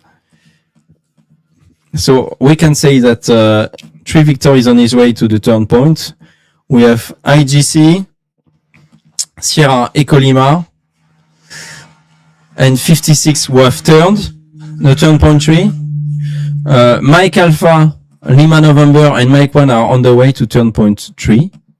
Same for Lima Alpha, Charlie Tango, and 2 Yankee who are late behind. Very late in the race are Echo India, Yoinge Bureau, and Romeo Hotel, Rune Ovda, 2 Norwegian pilots, and they have flown 141 kilometers so far out of 261. Still some kilometers to go for them to catch up. Otherwise, so Arne Martin Göttler is joining the turn point 3 in a few seconds, and we follow as well. Yeah, thank you. We are with Arne Martin now, 2,300 meters. He took his time, and he might be able to catch up with Sierra and the group. It's still a long way to go, but he's quite high. So, and good ground speed as well. So he has good energy now. So he's well positioned to get some points today, at least Arne Martin. Yeah. Looks like that. Yeah. Thilo probably very close to the final glide. I'm gonna try to see on the 2D tracking, 3D tracking system that you have. You can probably go into the details on the right and change the speed, height, whatever you want. You can check the glide ratio, the remaining distance, and so on. And maybe you can find some more info you would like. And I think it needs 29 of glide ratio to reach the finish line. Yeah. Same for Pet Panek, 29 he needs, so he's on final glide, Peter. But he's still climbing. For Arne Martin, 23 to the next turn point, I think. We'll see. Yeah, most probably. No, 41, yeah. It's 41, yeah. We have actual LD remaining. Maybe you can go on to the view very quickly, Christopher. and then go on the 3D view of the tracking and click on actual LD remaining so that the viewers see what we have, and then they can control themselves. We also have the call arrival height on the 3D view on the Silent Wings right here. Thank you. So on the right, you have actual distance remaining, and you can click to get actual LD remaining. Look at Tilo is starting the final ride. Yeah, exactly. Yeah, LD actual, and there you go. And you see on the right, you got 29:1. So that's the glide ratio we're talking about. So for 1,000 meter, it needs to fly 29 kilometers, and it needs to be able to at least fly this for the next for the next 29 kilometers. At least maximum you can lose it 1,000 meters. Michael needs 38, Pet Panic 38, Kato 38, Arne Martin 40. So as you can see, Arne is very close to Petr and Kato. If he gets a very good climb behind, he can catch up and push in front and be on second place. So it's going to be very interesting to follow Arne Martin in the upcoming minutes. 41 for Tet, who is very close, and Maciej is slightly behind with 44. When you are starting to be at 30 in an 18-meter class, it's very good for just like Tilo. You should be able to make it without any problem. That's what you aim for usually. And if you fly club class or standard class, you aim for like 25. And when you are starting to be closer, 20. So you make sure that you reach the airfield, because you never know if you get a huge downdraft very close to the airfield, like in the last 5 or 10 kilometers, you're gonna get penalized, as we said for the Grand Prix, but it can be as well dangerous if you don't have any good field. Let's continue. Tree Victor is being chased by Pet Panic, and there is a good cloud street, I think, because Tilo is at 27 now. Petr is down from 38 to 34 in terms of remaining distance, so it's quite good. Kato at 35 and Michael 39, so pretty good to go to the finish line. They're gonna get pretty high speed now, I guess. Yeah, speed of Tilo 117. So we'll see if it's 130 kph or not. I am 30 minutes in, 29 minutes since my countdown. Yeah. I said 40 to 45 minutes. We will see. Yeah. Fingers crossed. Still 50 kilometers to go for Tilo. That's a lot. That's a lot. That will be close, but maybe more like 45, 50. We'll see. Let's see. Thank you, Christopher, for showing the 2D, 3D tracking view. You can get it on sgp.io/live and play with it yourself. I'm going to check quickly if we have any comments. Tree Victor is flying fast. He's confident. I do agree. What is agree to what? Tree Victor is flying fast. That's... and he's confident. Yeah, maybe he's confident. I would too. Just checking the rain radar again on Windy to check if for the arrival is going to be nice or not. Where are we? Tech, Norway. Lillehammer, Hamar, and we are here. Yeah. Let's see the two long legs there. Yeah. So it looks okay. Some a little bit of rain creating from time to time below some cumulus clouds. I think the footage from the onboard cameras here is going to be very nice tonight. Like we're going to be able to see a good climb rate, good cumulus clouds, amazing landscape. I hope so. It's going to be spectacular lighting. Spectacular, exactly. Tilo 220 meters above the goal arrival height, so he's just going to push and push more along the way. Katok Viner is almost on final glide now. Tet and Petr are slightly lower, but it should be okay. I'm going to keep my window open for the remaining LD. So Tilo Oligos now is at glide ratio 25. For Petre, it's 31. Kato 32. Ted 34. Michael Fenning and Arne Martin Guttler close to 36. Yeah, and 41. Very good. Very good. We're getting there. And Tilo is improving his. It's good. Almost 2 hours of racing now. 1 hour and 51 minutes. So it's going to be slightly more than 2 hours, maybe. Slightly. We'll see.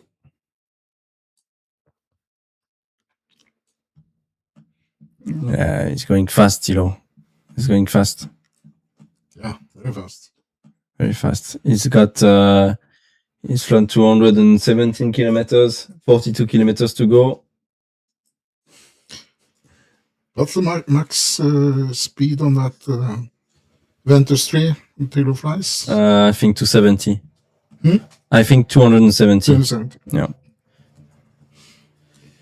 Ventus 3 max speed 18 meters. 280. 280. 280. Sometimes 285. I think it's on 15 meter. I'm on the official Championship website. Yeah. I'm checking what the manufacturer says, not Wikipedia. So 15 meter, it's 285, and 18 meters, yes, same, 285. They say so. That's pretty good. Yeah. With a ground speed of 170 now, 180. Yeah. You're gonna improve it. Yeah. That's for the Ventus 3 Turbo and M, though. So I don't know if it changes for the other ones. Ventus E. What do they say? No. My Champ if. That shop. You want to buy a glider? Oh, yeah. Okay, let's have a look. We tried to sell one. Trying to sell one. Yeah. It's time to do some advertising now. What do you sell? You can fly it. You can try it. Just like a used car seller. Yeah, Ventus is so nice. Really nice glider. Really nice glider. Yeah, I got 280 kilometers for the pure version. Yeah. And turbo and FES. And I think he's flying the turbo. Let me check again. Tilo, Ventus 3 turbo. Yeah, exactly. So 285 for him, maximum speed. And he has 176 now. Yeah.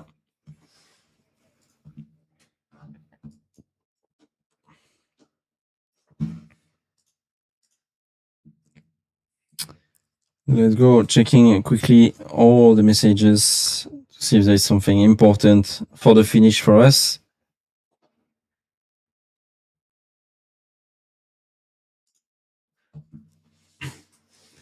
Pet Panic is there. So he's well placed so far. I'm just checking the tracking because we have doubt about him turning the points. Yeah, he seemed to have turned the turn point 4. Yeah, he has turned turn point 4. There's just a lack of tracking between 3 and 4, like a small window where the tracker did not work for him. But he has turned. I think he has turned, so he's in second position. The glide ratio is 19 for Tilo Oligos to reach the airfield, and it's 25 for Pet Panic just behind, 28 for Kato Gvine, and Arne Martin Guttler getting back in the game, 30 with Michael Fennig and Tit, so it's going to be very close in between Arne Martin and Tit. Lukas Nidarzic is at 37 on all tracking system, but it seems to be much closer to Arne Martin on the Silent Wings view.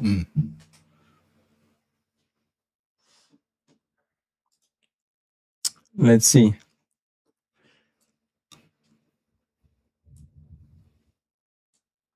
We should have the difference. Yeah. 1 point, I think 9 kilometers in between. Something like this. difficult to read from there. Yeah, because we're in the Because we have the sun coming here, the light coming here, the screen here, so you can probably see it at home.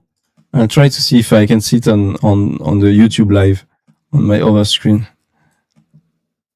Let's see. No. Nope. Were we supposed to be able to read now? I don't think so. Christopher, let's have a look quickly at Arne Martin Guttler, who was fighting with 56 Lima November, and he's taken another route. Okay, Mike 1. Oh, you need to remove the, I think the difference between the two gliders or something like this. We kind of stuck, I think, in this view. If you can find that. But we see the field here, very close to turn point 4, that was, and we're going to the reporting point, turn point 5. There were 54 kilometers between Northern Losset and Ernest, the reporting point. and it's 5 kilometers from Ernest and into the finishing line. Exactly, and then 5 more kilometers to go to finishing line. Minimum altitude 416 meters. That's roughly 200 meters above ground level in Starmon.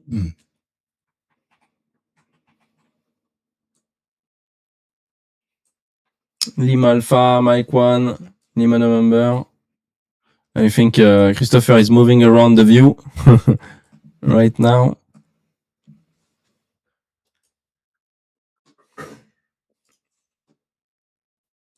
We got Mike Alpha. Can we go to Tilo quickly? If we can. And zoom in a little bit towards the finish line. So Mike Alpha is with Charlie Tango, with Mike 1, with 2 Yankee. Michael Reeden with the GG 808. It's in good position, huh? Not bad. They're quite close to each other. It's going to be a close finish for the second part of the group, Yeah. I think. Yeah. Here is still. Flying towards the finish line. The finish line is in green. It's the very small. The first one is Ernest, Yeah. reporting point. Yeah, the cylinder is the reporting point and finish line just after. Awesome.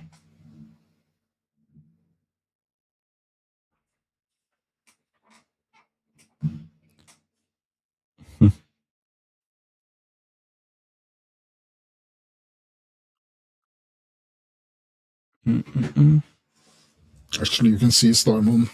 Yeah. It's quite representative. I guess it's Google Earth, Google Maps, or Very similar. I think it's Bing, so Windows, Microsoft Bing. Yeah. Microsoft Bing view. That's been used for this software.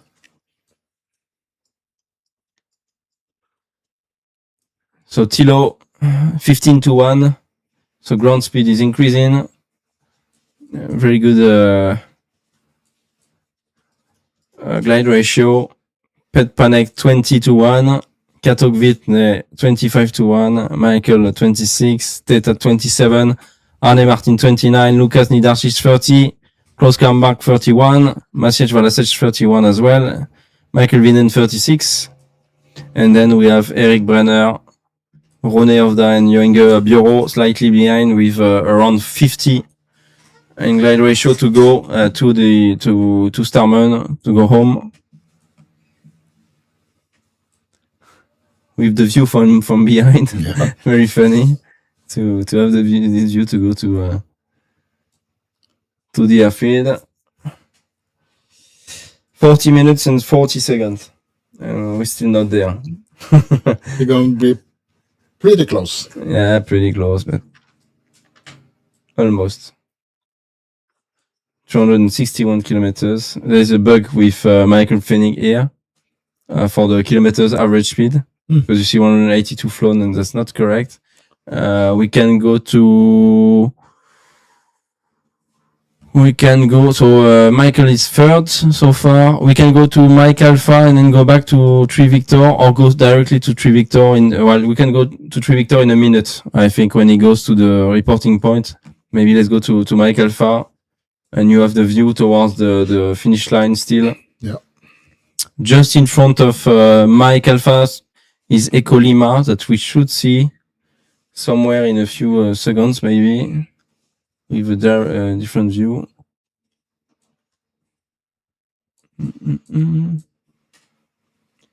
Getting closer and closer and closer to the airfield. Going to be quite interesting. And after the race, stay connected to the social media of the Sailplane Grand Prix. You're gonna get interviews, photos of the day, and the view from Arne Martin Guttler and Echo Lima. So they are going to be very close to each other. And you're gonna get some onboard footage from the day. So it's gonna be pretty nice. Can we get a distance to turn point, please? Yeah, I know it's a lot. He's working very hard. I can tell you, Christopher is working very, very hard now. I think the view with to compare the distance between the two gliders has messed up the everything in the background. But we continue with this view, and we can go back to Tree Victor to follow the end of the race with Thilo.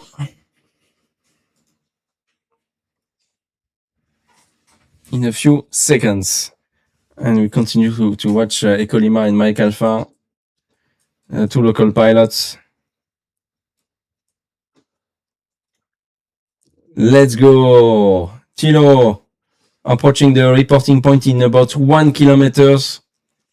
1 kilometer to go, 6 kilometers left to go to the finish line to Starman, and maybe we can have some radio stuff. He shall report. We should hear them report. I can have it here. Yeah, thank you. I think when they start to cross the finish line, I'm gonna have a quick look outside, and Thilo should be very, very close now. Let's have a quick look. I don't think you can see it because it's coming a little. A little to the, but then he needs to do the landing. Yes. Via this direction. So we will see. We will see in a few seconds. Thilo Oligos, 3 kilometers to go to the finish line on screen. Watching out quickly. Let's stay focused. Stay focused. Stay focused.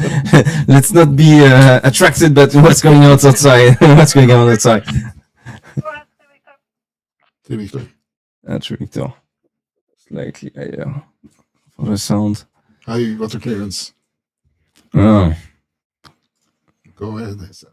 She said. And Thilo Oligos in Tree Victor from Germany, 225 ground speed, is the first race winner in the Sailplane Grand Prix of Norway.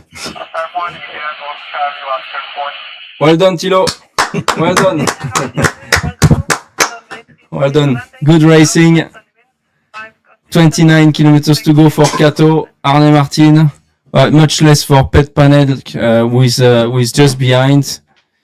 Pet, the table is wrong now on the side for Pet Panek. He's approaching the reporting point in a few moments, and Thilo will go towards the airfield. He needs to enter downwind to land facing north because they are approaching from the north, crossing the line towards the south, and then they will land with the headwind.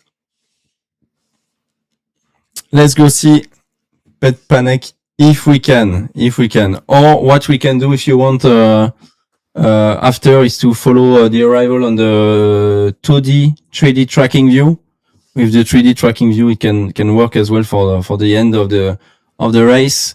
So Pet Panek approaching the reporting point right now, 175 kilometers per hour, flying fast. And for Thilo, The average speed we have is 127 kilometers, and he finished within my 45 minutes Yes. limit. So it's good enough. I got it. Good enough. I'm happy with it. It's Thank you, lucky. thank you, Tilo. Thank you. Yeah, lucky day.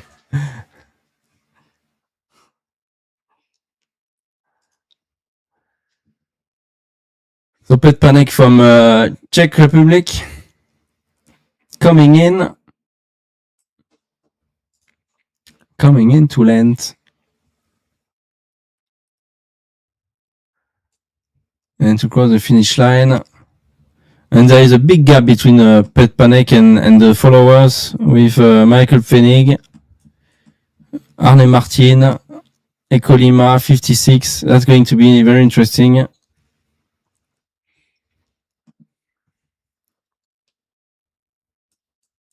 Oh, and I see a glider outside, just right here. Yeah, that's... It might be a glider from the club. Yeah, maybe. Waiting to enter the downwinds and giving priority to the gliders of the Grand Prix. And Pet Panic just meters away from the airfield. Right here. You can see on the ground.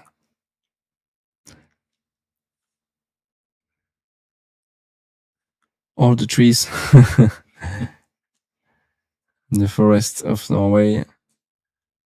And the green band is the finish line. Amsterdam 1 India Golf Charlie, downwind, and please may I use the concrete? Go ahead. And Pet Panic in India Golf Charlie is crossing the finish line in second place. Well done, Pet. And he's joining. He has to join the downwind to land facing north and use the concrete asphalt runway that we have here in Elverum. Runway 33. Runway 33. Well done, Pet. Let's go to the rest of the pack. We have Michael Pfennig in Sierra, and it's the same for him. Just like India Golf Charlie, he's got some trouble with his trackers. So average speed is not correct. For Pet Panic, average speed expected is 123.8. 33 for landing. You just reported. Southwesterly wind, 5 to 10 knots. Expect a small tailwind component. Perfect. Small tailwind component. So on landing, Yeah. small tailwind. So there's some southern wind, maybe at low altitude. Tilo only goes here, Pet Panic. So Tilo, we said in 2 hours and 2 minutes, almost 3 minutes. He completed 127.2 kilometers per hour. Pet Panic, we expect 123.8 kilometers per hour in 2 hours and 6 minutes. We have Michael Pfennig, very close to the finish right now. We're reported at the reporting point. 155 kilometers per hour. Ground speed, so not as fast as Tilo. No. Tilo was flying very fast. He took a lot of margin to make sure that he would make it to the finish line and make it very fast. Make a big gap with the others. Here's Michael accelerating. He's got enough. It's 11 to 1, 8 to 1 now, so he's got enough energy.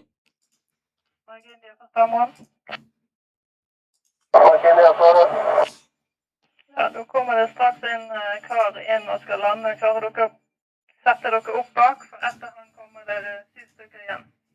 7. She said it's 7 of them coming. 7 of them are coming closer.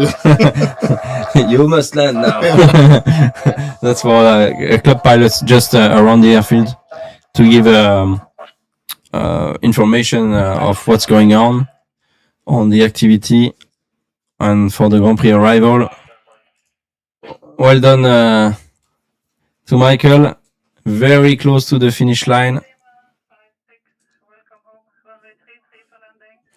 Ecolima, welcome home. Yeah.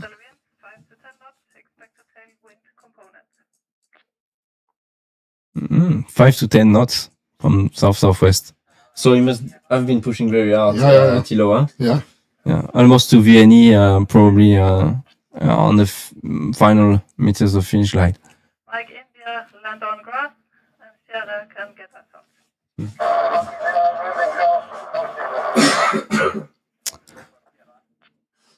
Sierra 550 meters, minimum altitude 416 meters.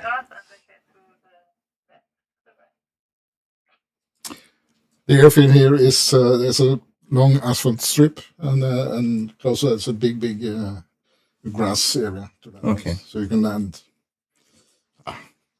7-8 gliders beside each other. So it's safe. It's quite safe. Michael, 180 kilometers ground speed, so probably at around 200 kilometers now. Well done, Michael. Third pilot to finish the day here in Elverum.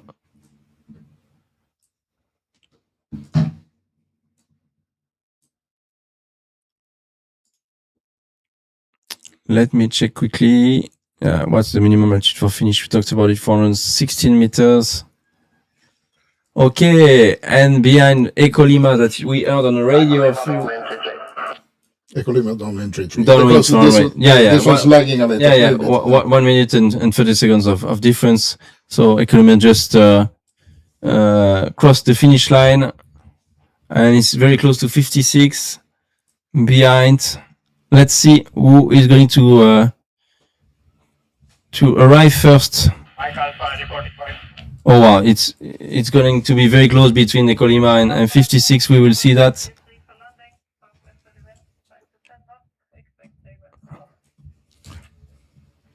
Mike Alpha reported close to the reporting point, 10 kilometers away probably.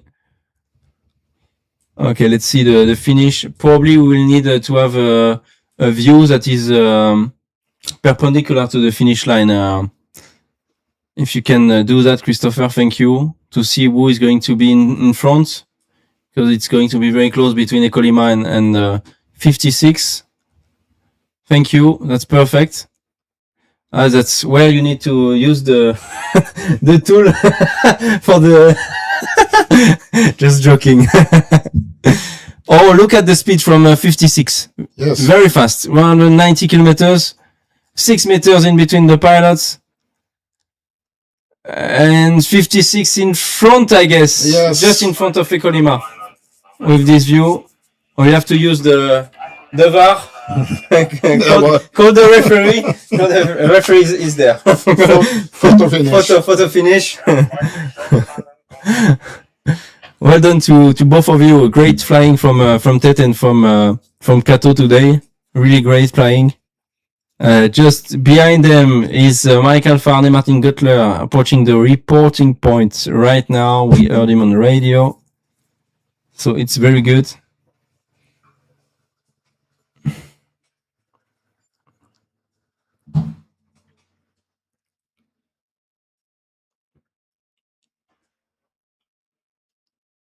(180 kilometers per hour for Arne Martin Guttler.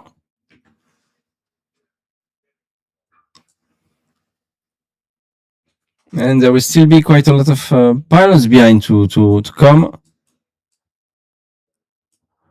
And then 1, 2, 3, 6 pilots remaining after Arne Martin Guttler. Yeah. Mike Alpha downwind 3-3. Lima November, check 1.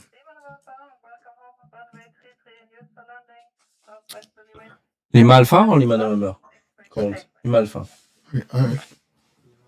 Lima November. Lima November. Sorry.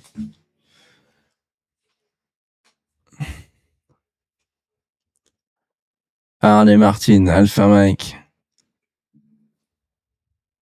500 meters, 190 kph. 2 kilometers away from the finish line.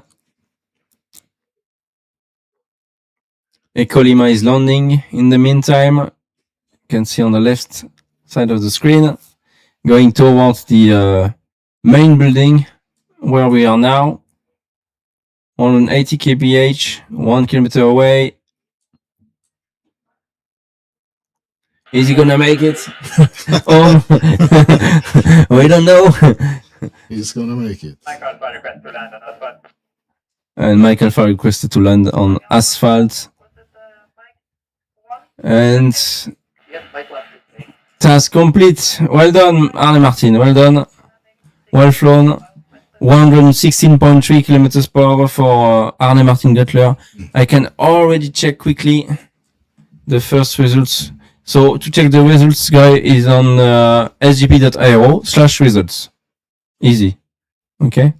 It's always there for every Grand Prix. It's going to be there. Results. You go there. So far there is no file on the system, so we need to wait a few more minutes, and then we'll see if there are some penalties, because that can drastically change the overall results of the day for sure. Luka Znidarzic flying for the first time in the Grand Prix GS3 FES.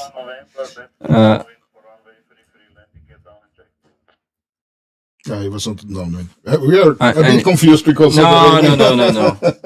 he's on downwind. So he's going on downwind. He set gear down and locked to confirm that he did his check list and that he's ready to come and land facing north.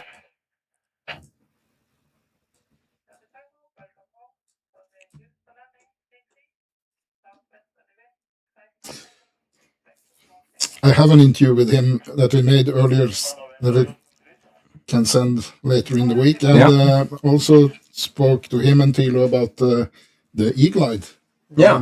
So they're discussing E-Glide. Yeah, which is very interesting. Very interesting. Yeah.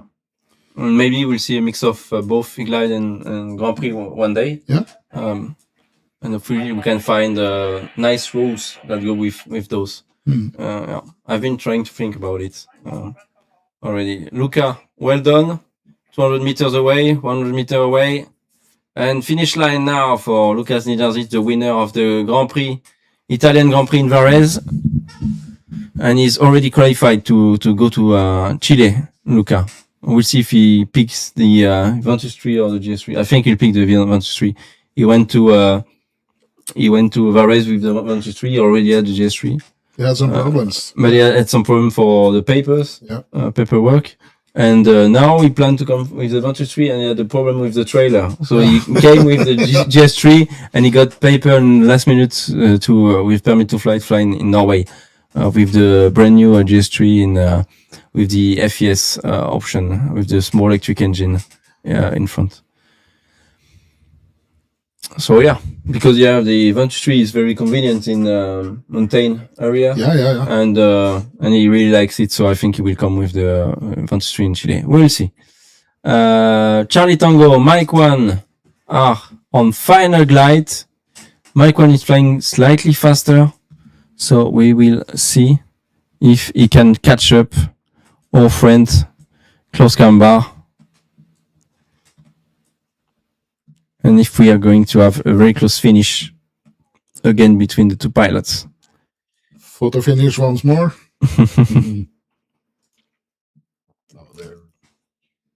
We will see. So for Luca, 114.6 kilometers per hour. He completed the task in 2 hours, 16 minutes and 26 seconds. You have already a preliminary scoring that is done through the tracking system. On the right, you see finished. You can click on the pilot and you see his speed and the time, obviously. So this is as well convenient if you want to have results in early access, let's say. But not official results. Yeah, not official, not even preliminary. We can say preliminary results. 700 meters in between Mike 1 and Charlie Tango.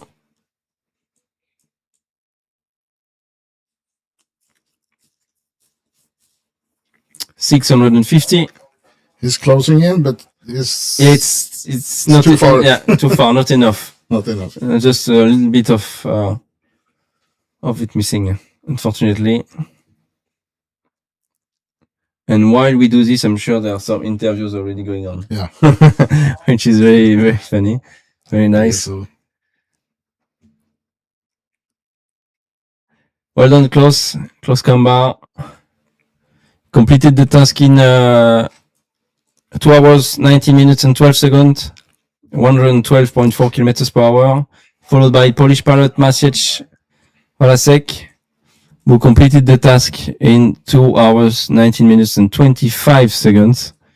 So 13 seconds of difference in between the pilots, 112.2 kilometers per hour. Well done. And this is the top 9. So we got all the points distributed for the day. Yep. And then the last 4 pilots will get no points for today. So Michael Widen, Eric Brenner Martins, Johan Gubbio, and Rune Ovda, they are on their way back to the airfield right now. We're gonna unzoom a little bit. Maybe we can go on the 2D view before completing this live streaming, Christopher, just to see where they are. Echo India is slightly behind. Romeo Hotel turned the turn point 4, still 50 kilometers to go. We can follow 2 Yankee and Lima Alpha. They just turned the reporting point. So that's in 2D. So they're close. So they are very close. Lima Alpha and 2 Yankee, Eric Brenner Martins and Michael Widen is going to be close. Very close. Thank you.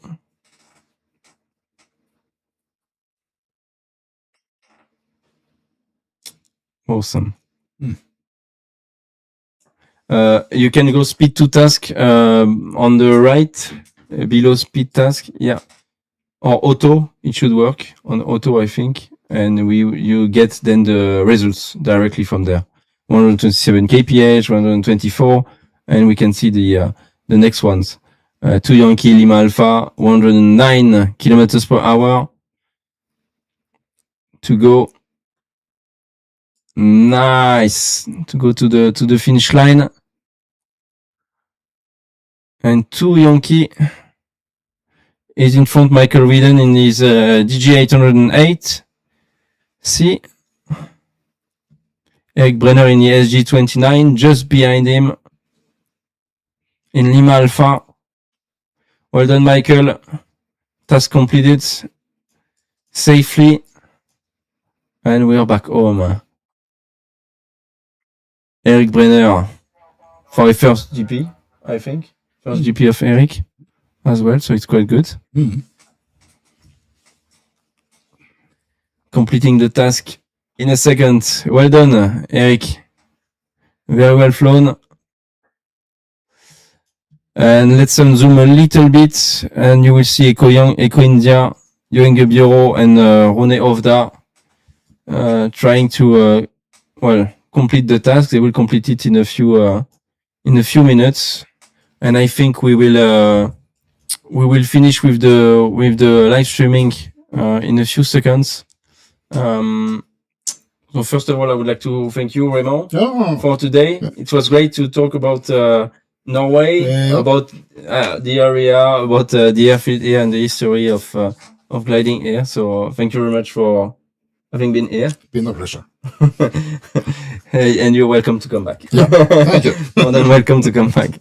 Yeah, thanks to Christopher, who's been behind the scenes and working a lot in the past few days already to set up everything, because every time it's the first time, it's a lot of work to learn how to move around the views and everything. So thanks a lot to him. Thanks a lot to the SGP team who's worked in the background as well with Christopher this afternoon to help the live streaming take place. Thanks to the viewers, and thanks to the organizers and pilots. We will see you tomorrow. Stay tuned, connected to the social media channels to discover the footage from today. It's going to be very nice to watch. And hopefully the film from the cockpit view. That the big bubble. Yeah, I'm really looking forward to it. Maybe we can go back to the shared screen view to complete the live streaming. Christopher, thank you very much. So we can see the Johan Gubbio flying in his LS10, which you don't see often, the LS10. So it's quite cool to see it, by the way. Well, we see you tomorrow. Briefing should be about 10:30, and we'll see what happens tomorrow. All the results on SGP Aero/results for tonight. Thank you very much.